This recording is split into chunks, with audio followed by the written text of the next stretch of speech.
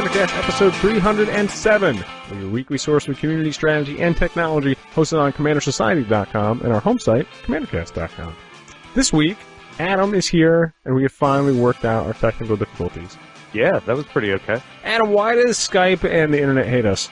I really think that it's more directed at me, so Okay. I don't know why its spite is. Have you angered the Google gods, Adam? I have not. To your knowledge, I guess. Yeah. What would you have to do, I suppose, to appease the Google gods? Like, just let them take a peek into your bank account? Like, I mean, I don't know. Google, already reads all my email, and they do everything else. Like, there's not much in the way I could give to Google that I don't already give to them. Maybe my firstborn? Is that what they want? Oh, okay. I'm down with that. So, well, in that case. Also, Adam, it has occurred to me that I have not introduced myself for, a couple dozen episodes, so I should probably do that. Oh, fair enough, yeah. I realize that now, but I'm like, if people probably knew who I am. But anyway, I'm Mark. I talk about, this week I'm going to talk about derpy shit you can do with dinosaurs and pirates. But occasionally I talk about other things regarding magic, and I'm a filthy casual, and I like it. So. All right. Yeah. Adam, pretty good. I am Adam. I am, the first man. Filthy casual. So. I sit here and I, poo-poo Timmy cards and love on Johnny cards. That'll do it. Yeah. And speaking of poo-pooing, there's probably going to be an awful lot of that this week, I would imagine. A little bit, yeah. A little bit. I mean, spoiler, I really like this, and then Adam really doesn't. But we're going to talk about some Rivals of Ixalan this week, folks. Yeah. Specifically some Rivals of Ixalan things like the set in general at first, and then about the new mechanics. New and returning mechanics, I should say. The only technically new mechanic is Ascend. But since we didn't really talk about the mechanics for Ixalan, in Rage and Raid and all that kind of good stuff, I suppose now would be a good time to talk about the rest of them too. So, and then in technology this week, we're going to go into our favorite and least favorite cards from the set. So it's not going to be a typical spoiler episode, because by the time you hear this, it will be February, and that will be slightly late for spoilers. Yes. Because people will have been playing with the set for weeks. Yeah. So you can't really call that's not really the way spoilers work. But it is fun to talk about new sets, and I'm actually kind of hype on this set. Every time I look at this set, I actually like the set more. So interesting. I don't think that's probably a shared, like a common feeling about this set, but I do like this set quite a bit. So. I mean, when looking at it through an EDH lens, I felt a little bit better about it. Oh, do other formats exist? I don't understand what you're talking about. Yeah, I understand. Well, I mean, my first exposure to it at most sets is limited, so that was the first impression. That's true. I do occasionally play limited, so that one I'll give you a pass on. So just don't use the S word. Oh God, come on. Yeah, I'm just saying. You never know. So, I was talking to somebody this week. One of my students was saying they can't wait for Infect to come back, and I said, well, as someone who often suffered at the hands of the Infect when it was in Standard, I'm not looking forward to that coming back. Although it probably would be fun in Commander. I don't mind. In fact, the games tend to end really quickly, so I'm down with that. Yeah, I mean, I think we might see Infect again. I don't think you're going to see it in a Standard set again. Oh, you mean it might just come back for Commander products or limited things like that? Yeah, they might choose to do that. I honestly don't think that you're going to see it again in a regular set. I would kind of be sad if Infect never came back around. I mean, it was too strong. I mean, it's in Modern. I think it's in Legacy. It's in people don't like losing to it, which apparently is some metric that Wizards uses. Yeah, that's the other part that I was laughing at, because I was looking over the Commander banned list. You had made that note in the show notes, and I'm like, it still kind of pisses me off that Protean Hulk is unbanned and Primeval Titan is banned. I'm like, I don't. One of these things is worse than the other. I don't remember Primeval Titan taking over Legacy, but whatever. So. Yeah. Anyway, folks, that's enough of us being bitchy old man. We will continue to be bitchy old man, but in a different segment. So stick with us after the break. Keep up with us with the conversation on Facebook and Twitter, and then we will come right back at you in community with some more Ixalan talk.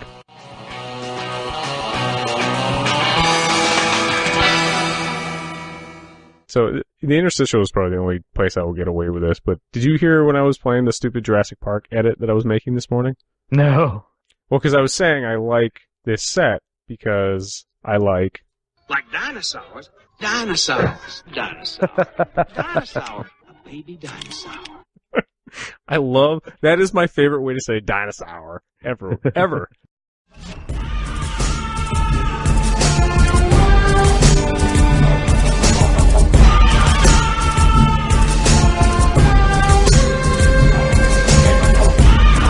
In community, folks, this week, that was not a sentence that came out correctly. We're going to talk about Rivals Ixalan stuff.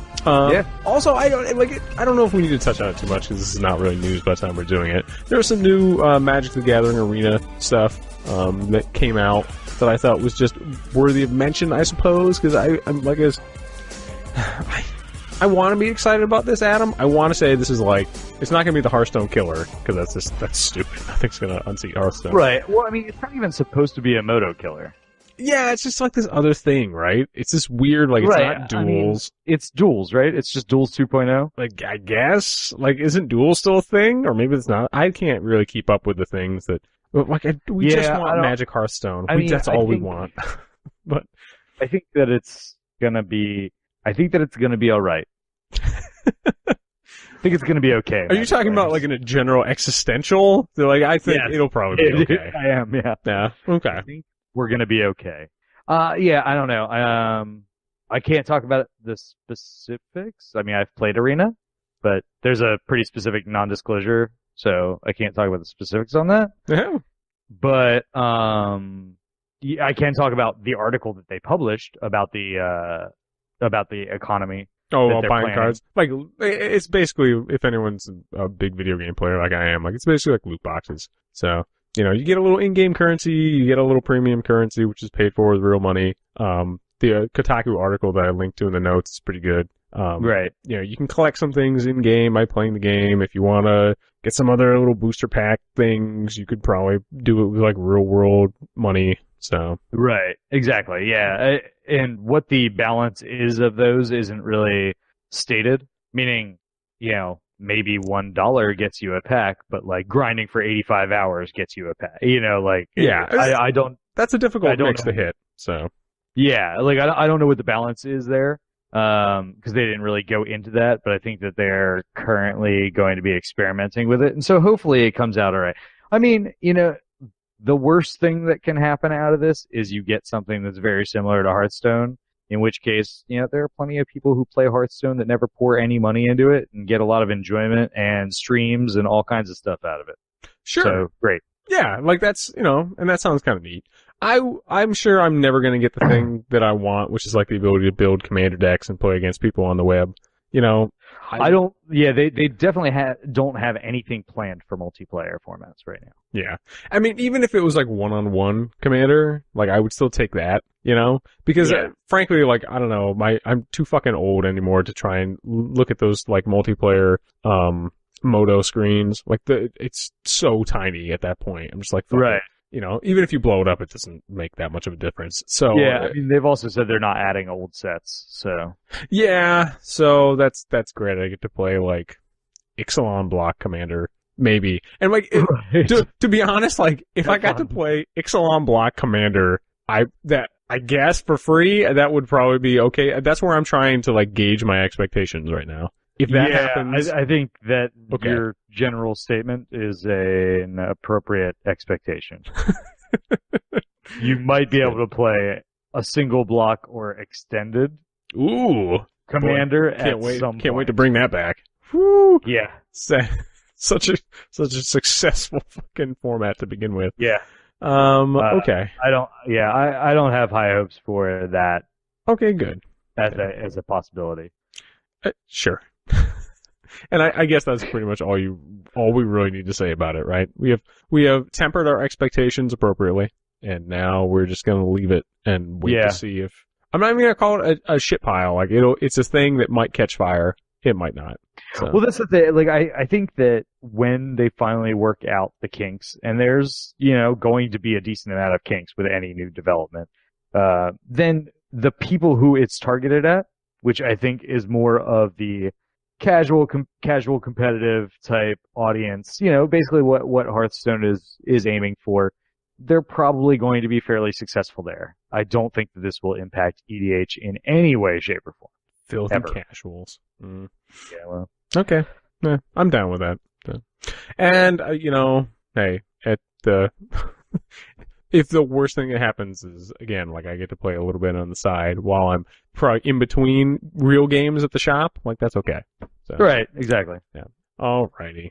Well, we have tempered expectations enough for that. Let us talk about some Rivals of Ixalan. We alluded to it up in the top of the show, Adam, but what do you think about the new set?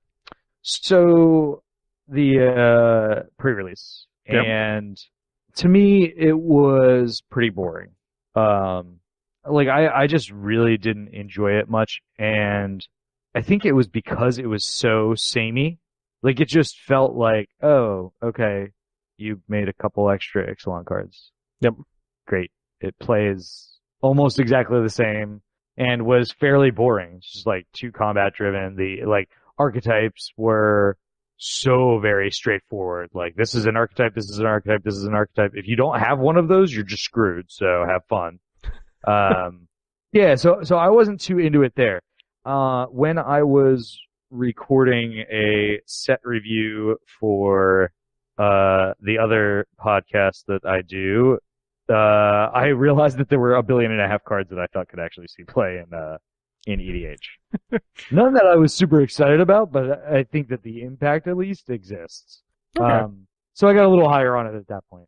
Yeah, that works. And it does matter. I mean, there are some sets that are super fun. Like, I loved playing Magic Origins Limited. I thought that was a great set. Right. And that obviously has not made a huge splash in Commander. And that's fine. Like, not everything needs to, Right. whatever.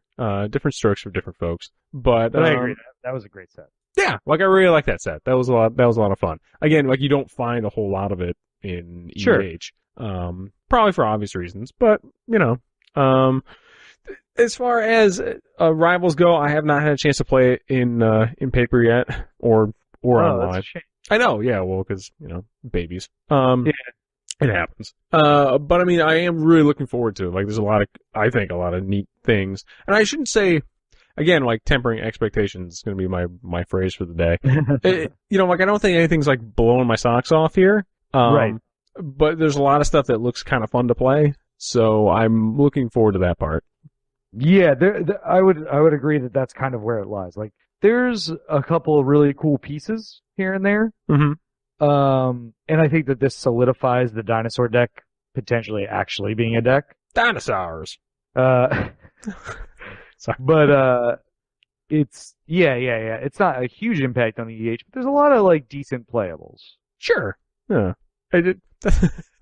This also sounds like we are damning with faint praise. There's some decent playables, it's a thing. Hey, decent playables is good. I think sometimes if you just get a couple decent playables out of a set, like, you can be happy with it. Right. I mean, there are some sets that you get none of that, so. I mean, yeah, I don't know. I think of, like, the Commander 2013 product. Like, I'm stretching real hard to think about some decent playables that came out of there. Which one is that? The one with, every commander pretty much sucked except for Prosh and, who's the dude lounging on the throne? Oh, Allura? Yeah. Wasn't that the one with Marith, too? Alright, fine. Marith was pretty good, too. Yeah. Don't tell me you're gonna stand up for, like, Gahiji. No. Yeah. And then, like, name another card in that set that's not a commander that you liked. Yeah, fair enough. That wasn't just a reprint. Yeah, you know what I mean? I mean, like, whereas, like, there are legitimately, like, some other cool, neat cards that come out in the other commander sets. I don't think, again, this isn't going to set the world on fire, but I really like some of the cool things. And some of the things I think are legit pretty cool.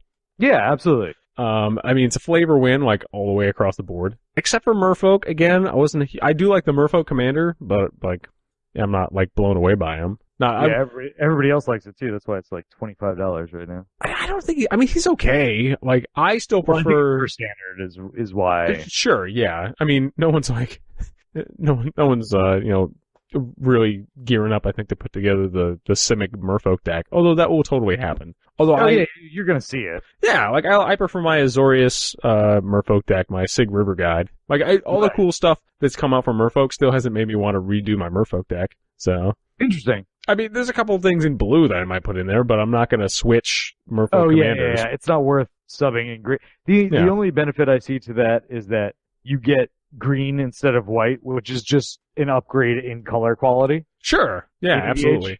Again, but you're playing Merfolk Tribal, so. Right, yeah. You know what I mean? Like I also think it kind of like there are certain things I hate to use the phrase, but you know sometimes decks have to stay in a lane, man. You know, like Right. you're playing Merfolk Tribal. Are you really trying to make that sucker tier 1? At some point, like what are you doing? You know, Right. like Fair I had a buddy of mine who had a Nissan Cube and he decided to put, for whatever fucking reason, racing gauges and a nitro system in it. And I'm like, dude, what are you doing with your life? You know, Yeah. just to step back and think about it. That's an interesting. It's a choice. It's a life choice. Yeah. It's a bad life choice. But you know, people make these things. So, Yeah. like I don't say, you know, like that Merfolk deck is to be like the fun deck that I bring out when I just want to play casually at a shop and I don't really know people, because who's going to get upset about Merfolk? Sure. You know what I mean? But whereas it still does fun things for me, like I can do like tap and untap shenanigans, because that was the thing back in like Shadowmoor and Lorwyn and whatnot.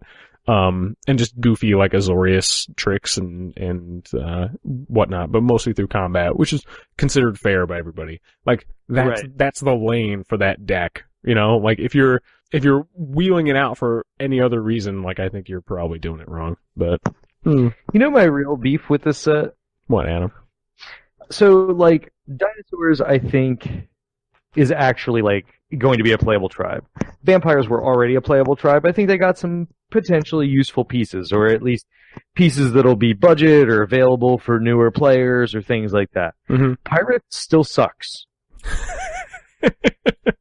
Like, you made a concerted effort to put out pirates, put out a pirate commander in all 3 colors, and, you know, pirate lord, and it's real bad. It's all real bad. It will never see, like... I have to say, when I went to a couple Ixalan sealed events, I for some reason, the 2 times I went, I both drafted the pirate deck. And they were bad. Oh, God. And I did not win. It was occasionally fun. I mean, I played against...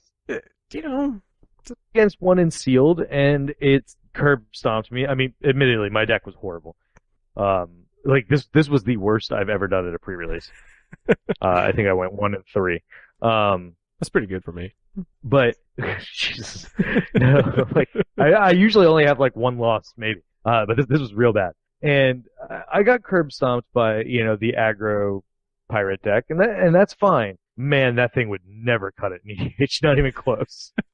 Like, what would you... Your tempo aggro nonsense. Yeah, like, it just doesn't... I don't know, man. There's just not enough. There's not enough of anything. And it's kind of all over the place with its effects. Like, vampires have that like, drain theme going on. Like, you're gaining life, they're losing life, you got some stuff... Occasionally, you might sacrifice a creature or something.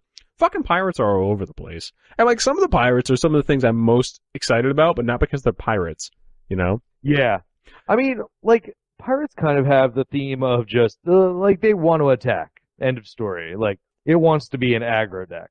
But straight out aggro of small creatures is not a strategy in EDH. Yeah, well, it's funny because, I mean... When I was playing, when I had drafted the pirate deck, it was also, like a Rakdos pirate deck, and it had the same problems every Rakdos deck has, Sure. It's like it kind of can't decide what it wants to be. Like, it's not fast enough. It has some card draw, but not enough when you need it. It runs out of steam too quickly. Like, it can't stack up against other decks that are doing just objectively more powerful things. Right. So you can get some tricksy, cute little shit going on here and there, but you're not really gonna get there. So yeah, I feel like the real problem that we end up having is that, like, they'll do something like this, and this is the same gripe that I have with Energy, right? Like, Energy is very strong in Standard, obviously. Sure. Tons of their cards just got banned. But the real problem that you have is that, like, they do that, and then people try to build it in EDH. And I know somebody from the last episode, which was 3 episodes ago now, I guess, commented that they had an Energy deck in EDH, but, like, it's still not really optimized. And then they don't follow through with adding more of that stuff in the what's it called? In the Commander precons. So you never get the support for them. Like, it would be neat at least if and then one of the precons from next year had at least one of them, as Grixis Pirates, and then actually put some power, like, commander level cards in there. Yeah. But that won't happen. No. Yeah. I mean, I do like how sometimes, like, they just kind of randomly bring back some old shit for the commander decks. Like, the Magus cycle they've weirdly extended for the last few commander sets. They just like throw one in, you know? Yeah, yeah. I'm like, that's really cool. Which, I mean, I like that, you know? Yeah. Like how many, like I wasn't looking for Magus of the Will, but that's totally balls. Like that's amazing. That they just kind of like throw it in there. Magus of the Wheel is phenomenal too, you know? It's great. Like I love that crap. I don't know that we're ever going to see anything like that again, but you know. Right. Like I would like to play around with energy counters and EDH. Like please give me more fiddly shit on cards that I can play around with. Like right, exactly. If anything's screaming out for a glass bead, it's fucking energy counters. But yes. You know. So yeah. I mean that's my problem with the pirates. But yeah, dinos were kind of cool in the set. Vampires, there's a few, you know. Yeah, that's kind of how I am too. I mean, we'll talk about when we talk about cards we were most and least excited about. But the least exciting thing about this set to me is the tribal stuff. So, which is ironic because I do kind of like some of these tribes, but yeah, the least exciting part about this is tribal. So, agreed. Anything else we want to talk about for community before we wrap up and just move into the new mechanics, Adam? Do we have bannings on here? Well, yeah, we had bannings on here, but there were some bannings in standard and no bannings in EDH. Okay, yeah, screw that. Yeah, by the time everyone's listening to this, or even by the time we're recording this, the uncards are no longer legal. Shuckers. Well, yeah, that's true. So that's a thing, I guess. It was actually really annoying. That's funny. Weren't you 180 degrees out on that originally? Like, weren't you excited to play with them? I don't know. Like, it just, like, I was fine with doing it for like a week. Mm-hmm. And then I'm like, cool, that's great. Oh, these cards aren't worth money? Great, I'm glad that I bought them. Bye. Yeah. Okay. Yeah. Point taken. It's funny because somebody at the local shop was like, "Hey man, you gonna buy a box?" I'm like, "What? Are you fucking high? Like, why would I buy a box?" I have a box sitting in my room that's unopened. Yeah. I'm like, no shade thrown at anyone who buys one, but like, I just don't like if you can make a legit case to me for why I should own a box of any unset ever that isn't strictly for the lands, I'm willing to listen. But I don't think you're going to convince me. I mean, those lands are hot. Definitely. Like, I have 2 islands and a swamp, and like, I kind of, you know, given money existing, want to buy just those lands because they are friggin' amazing. Yeah, they're gorgeous. They're absolutely gorgeous. Yeah. Like, I would take those. I know this is heresy. I would take those over Guru lands, even if I was a fucking billionaire. Yeah. Like, they're gorgeous. Yeah, absolutely. Aesthetically speaking, like, I think those are some of my favorite lands ever printed. Yeah, and Guru lands are beautiful. I mean, I have a friend who has a set of them. I mean, like a single set, not like play sets. Just play sets. I'm friends with Bill Gates, so. Right. And they're gorgeous. I mean, you know, they're all signed by Therese Nielsen and everything, but like, yeah, I mean, pure like best looking land cards ever, I think are unstable. Yeah, definitely. And I guess it's good that those are never going to get banned. Yay! So that's the one useful thing. That's the consolation. Yeah, you've got $2 per $4 pack that you definitely get that. Nice. There you go. That's how you make money, Adam. That's what I know. Yeah. 50 cents on the dollar. Great. Yeah, buddy. All right, folks. Come here for all your hot Commander financial tech, and then stick with us after the break for some strategy where we talk about the new mechanics in Rivals of Ixalan.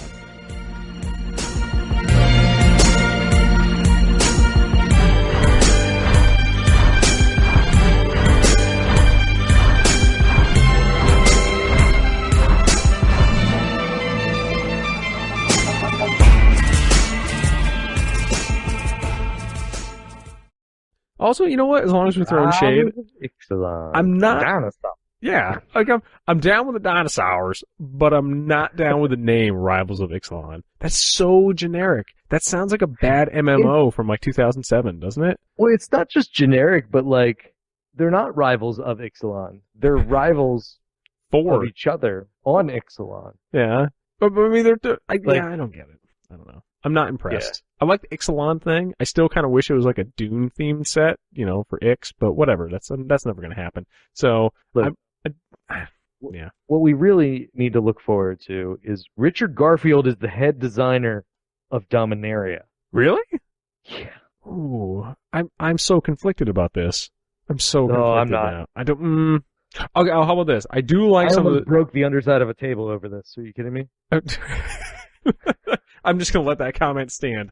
I will say I do like some of Richard Garfield's like post-Magic work. Like King of Tokyo is phenomenal. It's a great board game. Love playing that. Yeah, I've still never played, but I've heard a lot of very good reviews. Yeah, very good game. Like a lot of his post work is really good. I don't know that I like the idea of creators coming back to their work and getting a second swing at the plate. Like I don't know. I'm like, because for every time you get an amazing creator, and I'm even struggling to think of someone who came back and did it just the way you wanted it to, just the way they did in the beginning, that didn't fuck it up. You get a George Lucas, right? Yeah, okay. So I mean, there's obviously the fear of that. Like I can't deny that is a potential issue. But I don't know, man. Like, just like, man. I think it's going to be, I don't want to set my hopes too high, because it's not like we're going to go back to the days of like, having Moxon all of a sudden and stuff like that. But I just think dude has a like really good creative mind, and he's going to be working with a team too. So it's, Sure. Yep. That's definitely a thing. I think it'll be good. Yep. I don't know, man. It's like, have you seen any Ridley Scott movie in the last like 10 years? Like, just. Yeah, you're not wrong about that. I want to believe, man. Why is that? Like, it's so sad. Because he has gone the same route that like George Lucas went, and like they forgot how to tell a story. They're just like, look at this cool shit I can do with the camera, and like Ridley Scott movies are gorgeous, but fucking A, you just forgot like basic tempo, like plot, exposition, characterization. Like you forgot how to do any of that. It's so bad. Like the latest Alien movie was so fucking bad. Like, what's bad in an Alien movie? A, that I can't remember anybody's name. B, I don't give a shit who fucking dies or how. And C, like the aliens were some of the worst parts of that movie. Like, yeah. Like what the fuck, man? Anyway, I will try to be happier about Richard Garfield coming back. And then we should probably get into the strategy segment, because we're still in the interstitial.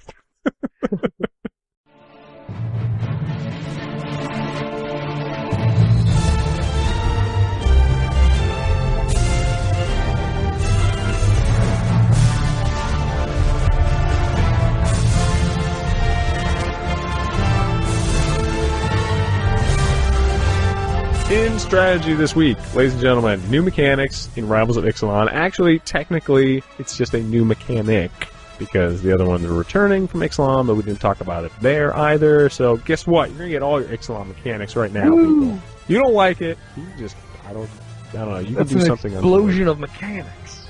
It is. You got some Dino-SAWuhrs coming out all over the place, and they're ascending, and they're enraging, and they're raiding, and exploring. And there's so many verbs in this set, Adam. So many verbs. I don't even know what to do. I mean, is enraging really a verb? Sure. I guess. All right, fine. No, it's not. But whatever. We can make. Look, you know what? We can make anything a verb. Okay. We're gonna do that. I call that. That's our special power as a podcast. So, yeah, we're treasuring. Actually, that's a verb. Never mind. So, anyway, I don't know why I paused that long there. Ascend.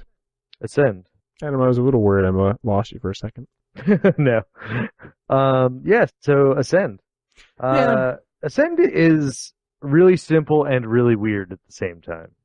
I mean, I guess it's not, like, I figure if it's something I can grok on first blush, like, it can't be that hard, because I'm not that smart. Well, that's the weird thing. Like, so even some of the people from Magic basically said that Ascend is only complicated if you know the rules, like, really, really, really, really well. Otherwise, it pretty much works exactly the way you think it works. What would be, I mean, okay, so we should just read Ascend first, and then you're gonna have to tell me the side scenario here under which I wouldn't be able to understand Ascend. Oh, I don't even know that I understand the side scenarios, but I guess, like, some pros and things have been like, well, so what happens in this scenario? Like, I think that it has the possibility of being complex, but it is pretty simple. I mean, come on, this isn't like having humility and opalescence out on the table at the same time. Like, we're not talking that level of complexity here. So yeah. I mean, like, Ascend, pretty straightforward. Basically, that if you control 10 or more permanents, and you have a card with Ascend. See, this is where it gets weird. It is weird. If you control 10 or more permanents and there's a card with Ascend, then you get the City's Blessing for the rest of the game. The City's Blessing is just a token that basically marks the fact that you have the City's Blessing. It doesn't do anything other than the fact that you have the City's Blessing, and some cards will reference that. I mean, it kind of reminds me of just the Monarch key ability, except Monarch doesn't go away. Yeah. Or Monarch goes away, but Ascend does not go away. Right. It does feel like that. The weird thing is that it triggers but doesn't trigger. Like, it's a static thing, but it's not. So like, can you respond to it? For example, what's that? Can you respond to it? Kinda. Okay. All right. So like, okay. So if Ascend is on an instant or sorcery, mm-hmm. okay, that spell still has to resolve for Ascend to happen. Okay. But it's not a separate, or is it a separate action that you can respond to? Like getting the City's Blessing. I mean, there has to be a trigger. Is Monarch something you respond to? I ask questions I have no fucking idea the answer to. Exactly. Like, fucking, I don't know. Yeah, I don't really, like, it's state-based, but it's not. You know what I mean? Like, you have to get the City's Blessing at a time. That is we true. We can all agree that, right? It's a point in time on a timeline. Right. Yes. Right. But can you react to it? I don't know that you can. Can we just fucking house rule this is a mana ability and call it a day? Can we just do that? That's what I would do. I would just be like, fuck it. I don't give. Yeah, sure. You can't respond to it. Go for it. Right, because Ascend is an effect on the card, and it's not listed as like a trigger, and so I don't know, and so so that's with an instant or sorcery. So with the permanent, right? So the permanent enters the battlefield, mm-hmm. and it basically means anytime you control 10 or more permanents, and you don't have the City's Blessing, you get the City's Blessing for the rest of the game. Great. Okay, so it enters the battlefield. Let's say it has 2 ETB abilities. One's Ascend, and one's you draw a card. Okay. Yeah. I can certainly respond to the draw. Mm-hmm. I know that for a fact. But that's a separate thing, though, isn't it? It is a separate thing. Yeah. It's a separate thing. So that would be the thing that would be the thing that you are responding to. Well, so that's the question. So let's just take Mole Drifter. All right, Mole Drifter, but now it has Ascend. Okay. Ascending Mole Drifter. That sounds like a card they would print. Yeah. It does sound like a card. So I know I can respond to the draw. Okay. Because it's a trigger that goes on the stack. Yep. I don't think Ascend uses the stack, and so I don't think that I can respond to, like, if it hits the battlefield, they have 10 permanents, they automatically get Ascend. I can't strip mine in response to Ascend and blow up one of their lands to change the count. I don't believe. I don't think so. I mean, it says the other rules say that it has no designation. It's a designation. The City's Blessing is a designation that has no rules meaning other than to act as a marker that other things can affect. Other rules and effects can identify. It doesn't say respond to. Yeah. So anyway, total assessment, Ascend is fine. More and yes, very easily grokkable. I don't think that it's a mechanic or a keyword that ever needed to exist. That's a polite way of saying it. Sure. Yeah, I mean, I just don't get its purpose. Like, sure, story-wise, I get the idea, but yeah. I mean, just call the thing late game. If it's past turn 7, extra ability. I don't know. It's meh. Most of the cards with it are meh. I think some of them were kind of neat. I don't think any of them were amazing. Yeah, absolutely. But in general, yeah, not great. I don't know. It's a little bit of upside without any downside to me because I don't understand how you can respond to it. So I'm just going to assume you can't. That's the reality I like to live in. So yeah, I mean, you're probably right. I mean, I can quote your fancy rules back at you, Adam. I can quote numbers and a letter at the end, but I'm not going to do that. I'm just going to. Yeah, fair enough. I'm just going to go with it. So, so Enrage. Yeah, we're going to talk about things I know about, like Enrage. So. Yeah, Enrage works exactly the way you need it to work. Yeah, I don't know. I mean, it's always different, isn't it? Isn't the Enrage thing, it's not a static ability, it's just whenever this thing happens, right? Is it always dealt damage? It's a static and triggered ability, and it is always based on if they're dealt damage. Okay, so whenever you dealt damage, X happens. And the X is different for every little dinosaur that it happens to. So. Right. The trigger is always the same. The effect is always different, or typically different. Gotcha. I didn't see any of the Enraged things that I really thought were that cool, except for Polyraptor, I think. I mean, Polyraptor is obviously like the poster child of, oh my god, isn't this cool?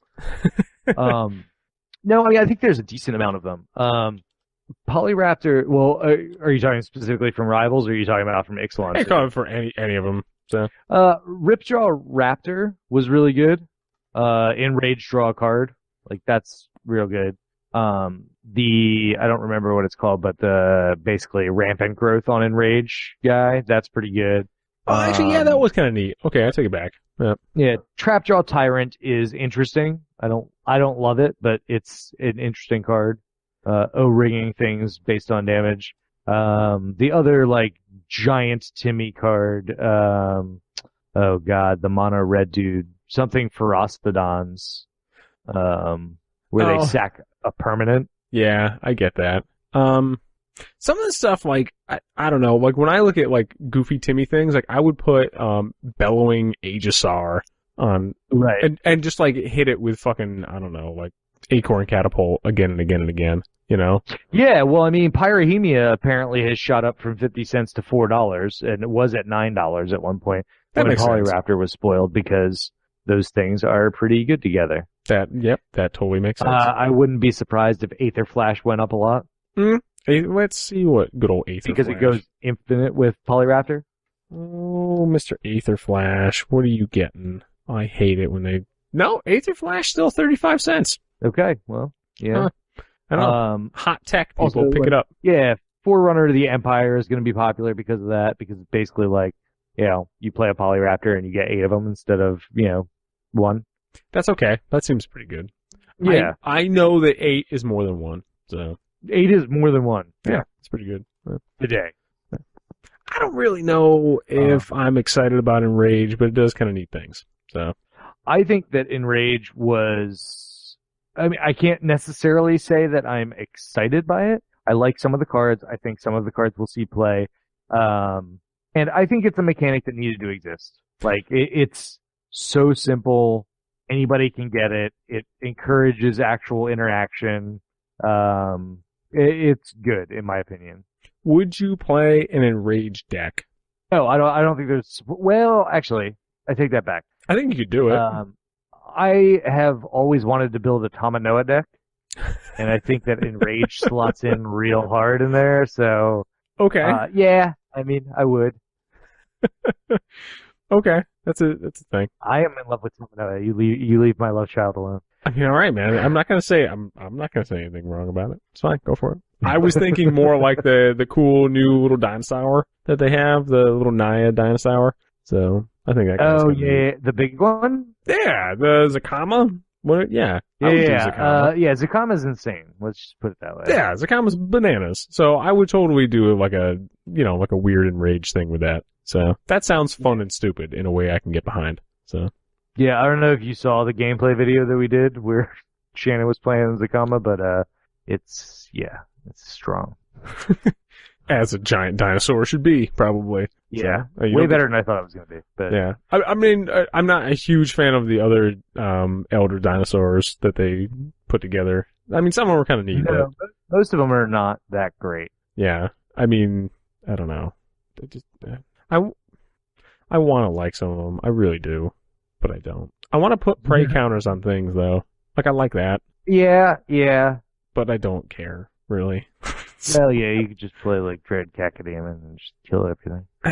Yeah, you could probably do that better. But anyway. So that's Enrage. I don't know. What do you think about Raid? Raid, obviously, returning mechanic from, Tarkir, right? Yeah. Tarkir, then maybe... Was it in Magic Origins too? It's been around. You are a crazy person. Let's see. It was definitely in Khans of Tarkir. Mm-hmm. And I thought it was in another set. I could be wrong. But anyway, Raid is a mechanic that I hate that it exists, but I appreciate the fact that it exists. Those seem contradictory. Yes. I understand. On first blush, they do. So I hate that it exists because I don't like ability words so much as keywords. Like, similar to Enrage, like just say when it gets dealt in, like you don't have to put a word next to it. Like it doesn't have to be called raid. And I think that if it's going to be in products, I'd rather see raid in things like core sets because it is a teacher mechanic. Okay. It's like, hey guys, hey, attack first and then cast spells. And raid shows you that. You know, like, oh, if I attack this turn, then I cast this, I get the raid trigger. Woo! Like, you know, so it is good for beginner players. My biggest problem with raid as far as commander goes is that there's no raid cards that matter to commander. I will push back on one card. One card. All right, go. Howl of the Horde. I like. So Howl of the Horde, he says. that's the one you copy instants and sorceries, and the only reason is because I have a copy instant sorcery deck. So Okay. you can copy All right. it twice if you attack with a creature. So I'm not going to argue with you because I've never played with that card or seen it on the table. I like it. I think it's kind of neat. It's a slow sorcery that might be redundant. But it's only 3 mana, and you might have the opportunity to copy something twice. So it's not a dead card in your hand. It just has some upside to it. So You know what is a dead card? literally any other card with raid on it. No, the sorcery speed counter spell that's in Rivals of Ixalan. Yeah, that was pretty good. What do you think they were thinking of on that one? They're just like, well, Dude, you know. I have no idea. I read it and I was like, well, that's a rare for some reason. Yeah, you know. I mean, there are times I want to counter things on my main phase, you know? Yeah, great. Okay. I mean, I'm not saying you never want to counter anything on your turn. That's silly, but what? It's like, Yeah. why? Why? How? What? Just in case, man. You know? Just in case. I mean, it's a cancel, and then it can maybe get better-ish if you attacked, because that's what you do in decks that you play lots of counter spells. Yeah. That thing's hot trash. God. I mean, I think that it's funny that they didn't even add a little addendum to it. Like that Crashing Tide card is cool. Right. You know, it has that upside if you have a Merfolk and it becomes an instant. Yeah.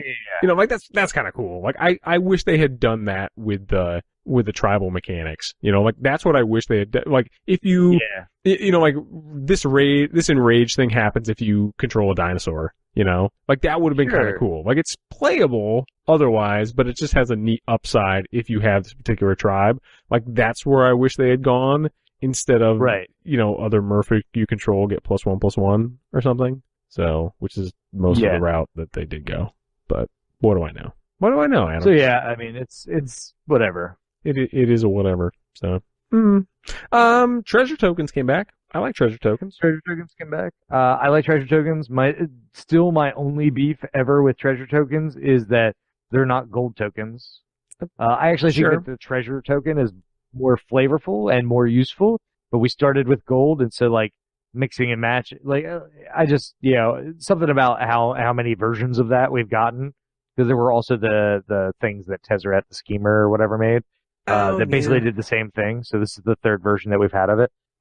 Other than that, I think treasure's great. I mean, treasure will find a place. It's not going to be like a good place. Mm-hmm. You know, it's not going to be super competitive, but there are enough things that give you treasure. Treasure is value on its own. You have an alternate win con card that is based around treasure. This could potentially be a deck. It's a thing that can help fix your mana. It's right, which isn't the worst, you know. Yeah, you know. There are a couple treasure-related cards that I think are actually decent. Let me see if I can find this guy. Yeah, Pitiless Plunderer is not bad. Yeah, I dig Pitiless. That's pretty cool. So right, I mean, for an uncommon, you know, I mean, like, he's pretty decent. Whenever another creature you control dies, you get treasure. And then I think there's like the converse of that, like in the previous set, there's another, like, if stuff dies, you get treasure. So, I mean, like, you can definitely create some value with it. Again, I don't think you're ever going to base a deck around it at this point. Mm-hmm. But, yeah, there's some decent treasure cards, and I think it's a fine mechanic. Sure.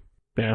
That's as much as you can say, I think, about treasure. Yeah, I mean, there's not a whole lot well, it's more than I have to say about the next one. You know, see, I kind of like Explorer, man. Oh, my God, it's so bad. Fine. Why do you hate Explorer? Go and ruin everybody's fun. I mean, why do you not hate Explorer? Like, It's the most like impotent action I can take. Yeah. Like, hey guy, look, I'm gonna play this. I'm gonna play this 2-1. It's a 3-2 now. Yeah. Like, who the hell cares? It's not good. I didn't say it was good, but like, how could you even like raise? I don't know. I can't raise enough give a shits to be angry at Explorer, and occasionally get a land, in your hand. Oh my god, it's almost a Coiling Oracle, but worse. Hey man, sometimes you can literally just describe something worse than a Coiling Oracle. Okay, so Magical Christmas Land. If you were looking for a land off the top of your deck, and you were playing a card where +1/+1 counters matter, and you use a little graveyard shenanigans, Explorer's okay. Wow, build that deck, people. Yeah. Build that deck. See, and you thought it didn't have any uses. The only card that I see as being decent with Explorer is Path of Discovery. Yeah, I like that one. Yeah, it's okay. Because Path of Discovery, at least, like, it triggers on all creatures, not just non-token creatures. So you could put it in a token deck, and all your tokens could come in as, 2/2s or something like that. And that's decent. I really think everything else is very meh. I mean, I'm not going to stand up for it. I don't know. Like, the most that ever happened is in Limited, a couple of my pirates with Explorer got slightly bigger and could withstand the crackback a little bit better. That's about all I really got for that one. And then the other person plays a 6/6 for 6 with Trample. Oh, fine. Jesus. I mean, I'm just like, I don't get it, man. I don't get why, like, Jade Light Ranger is a $10 card. It is? Yeah. Ooh. That doesn't sound like a smart investment. I mean, don't look to me. Standard's gonna be super fun, people. Yeah. Don't look to me for your money advice, but people, don't do that. Don't put $10 down on that card.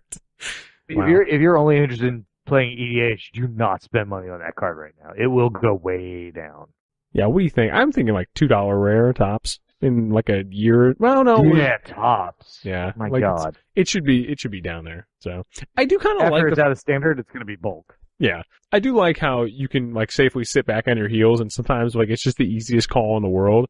You're like, oh, okay. I can just, like, if you really need it, like, proxy it until then or something, or whatever. Like, this is just such a garbage card for our format, Might be nice, I'm sure, in standard, but no one's ever going to care afterwards. Sure. Yeah.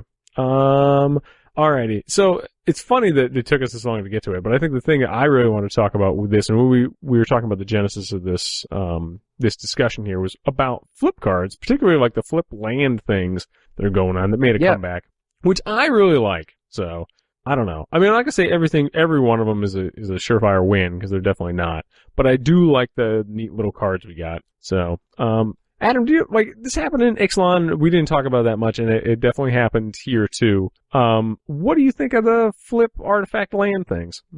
I think that I liked the ones from Ixalan a little bit more. I thought they were a little bit stronger.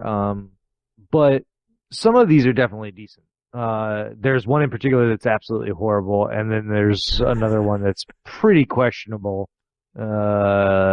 And then the other ones are fine. One being a standout of being super good. That's funny. I don't know if I could even tell which one you think is the super good one, but. Alright, let's start with let's start with the super good one. See if you can guess. Which one do you think I think is super good? Ooh, fuck this. Storm the Vault? Storm the Vault. That's correct. That's my favorite of the ones. So it's a Tolarian Academy. But it's a Tolarian Academy late game, so it doesn't. But Tolarian Academy is banned in EDH because it can be played turn 1. True. So this can't come out turn 1. Mm-hmm. Yep, that is definitely true. So which ones would you think which one is absolutely horrible? Well, I mean, a spoiler looking ahead to the list you put together, I'm pretty sure you're not a fan of the Golgari one. Which is funny because I kind of like Journey to Eternity. No, I put that one as one of my most favorites. Oh, really? Oh, okay, good. Oh, then we're on par then, because I really like Journey to Eternity too. I would say the Boros card, Path of Metal. The Boros card is garbage. Boros card is kind of garbage. Yeah. Yeah. The other two, which is the Profane Procession and Hadana's Climb, I think are ish. They're not bad. They're not good. They are where they are. Yeah, like, in an Orzhov deck, procession, rather. Sure. Yeah. I kind of like it. Like the Tomb of the Dusk Rose, the thing that the procession turns into, is neat. Like, I like that ability. I think it's yes, it costs, what would that be conservatively, 9 mana to get that permanent, whatever you exiled. So 18 plus 4, so 22 mana. Huh? Oh yeah. Never mind. I can't do math. My bad. That's a lot to get a creature. Yeah. So probably never gonna happen. I mean, let's be honest. That's quite a bit. Yeah. So that's, yeah. And then the other one, like Hadana's Climb, that was one of the ones that I'm not going to talk about here because I said it was going to be, I was going to talk about my least favorite later on. But like, I just don't care. Like, I just can't summon enough give a shits for it. Yeah. It's just like, oh look, it's Simic, it must have counters. And yeah, the Simic part, or the counter part of it is lame, but, somebody, when I was talking with, the Trinosphere guys, somebody compared it to, Kessig, and I was like, I guess the other side kind of is Kessig-ish. Like, that's not bad. Sure, yeah, I mean, it's not bad. It totally isn't. Like, Kessig Wolf Run is, bring it back to the standard one. Like, Kessig Wolf Run was amazing back in the day in standard, and it's still really good in EDH. Like, it's funny that I don't see that card played as much as I thought I would when that thing rotated out. Maybe it's just because Gruul alone isn't played all that often. I mean, most of my play group plays it pretty common. Yeah, I don't see it. I haven't seen it in years, which is funny because it's so neat. Like, but I don't know. Like, I just kind of wish they could have done something different with it. I don't. Yeah, like, it's amazing for Azuri, right? Because that's exactly what you want to do in an Azuri deck. Yeah, but I don't care. So there are 2 other flip cards. There are. Do you want to talk about the Path of Metal? I don't know, man. Like, all right. So like Golden Guardian, it's cool, great. I love Hellboy 2. Let's move on. Oh, man, you totally skipped over the Boros one. You don't want to talk about the... No. Oh, we said that one was bad. Oh, well, yeah, it's definitely bad. I didn't know if you want to go into any more detail than it was bad. Oh, God, no, it's just bad. Don't ever look at it. Okay. just banish it from your site. Don't take a look at it. Yeah, seriously. No, that card is horrible. We'll talk about that later on when I crap on cards. Okay. I like Golden Guardian. It's stupid. It's stupid in a way I can get behind. No, I get that. And like, I'm fine with that. I like Hellboy also, but yeah, it's not going to see any play. No, I don't expect it to. It's not good. So Azor's Gateway. I have no idea. The payoff is real good. Yeah. No, the payoff is amazing. Sanctum of the Sun is busted, but I have no idea whether anybody ever gets there with this card. So I kind of have to reserve judgment. Yeah, seriously, right? Like, what? I don't understand what you would have to do to make that thing flip. Like, that's... Dude, it probably just flips normally in 5 turns, like, without that much effort. Honestly, like, that's where my head is right now, is like, somebody's gonna play this, and 5 turns later, it's just gonna flip. But do you want... I don't know. I don't think it would last that long. And also, like... Yeah. 5 turns later, like, if this is your... I don't know, if this is central to your win con, like, what are you doing that you couldn't just do it in 5 turns anyway? You know? Yeah. Because... what would be legit? Like, I think turn 6. Turn 6 would be Would you be happy? Would you be happier if it was indestructible? I guess. Because then they couldn't blow it up, so it's like a clock. Which side would it have to be the artifact side? I think the land you can leave that. I don't think so. I mean, you could just as easily exile it, or get rid of it some other way. Like, my problem is the time investment, which is ironic for me to say because I'm notorious fucking dirtle. But I just don't see that this is a good use of my time at the table. And again, I realize the hypocrisy of making this argument, but I wouldn't turn it down. Look, I'm not saying you're wrong. I'm not saying you're right. I literally still have no idea. Yeah. And it is really amazing. Like, Sanctum of the Sun, amazing. I feel like it would be achievement unlocked if you did that, But I would much rather try and put together, like, Urzatron than do this. And I could do that in under 5 turns. So, I mean, you're not wrong about that. Yeah. Not as good, 100%. Definitely not as good, but pretty good. Yeah, still pretty good. I don't know. I could exile a bunch of creatures with City of Shadows and get a lot of mana that way too. And do like bananas counter shit on that, and then essentially get a ton of mana. It would be colorless, but whatever. So yeah. All right, so those are the flip cards. They're kind of middling for the most part, but some of them will be fun. Sure. Yeah. And then as far as tribal stuff goes, we kind of talked about it. All right, here's the thing. This is all that this set has this whole block has added to tribal for me. Okay.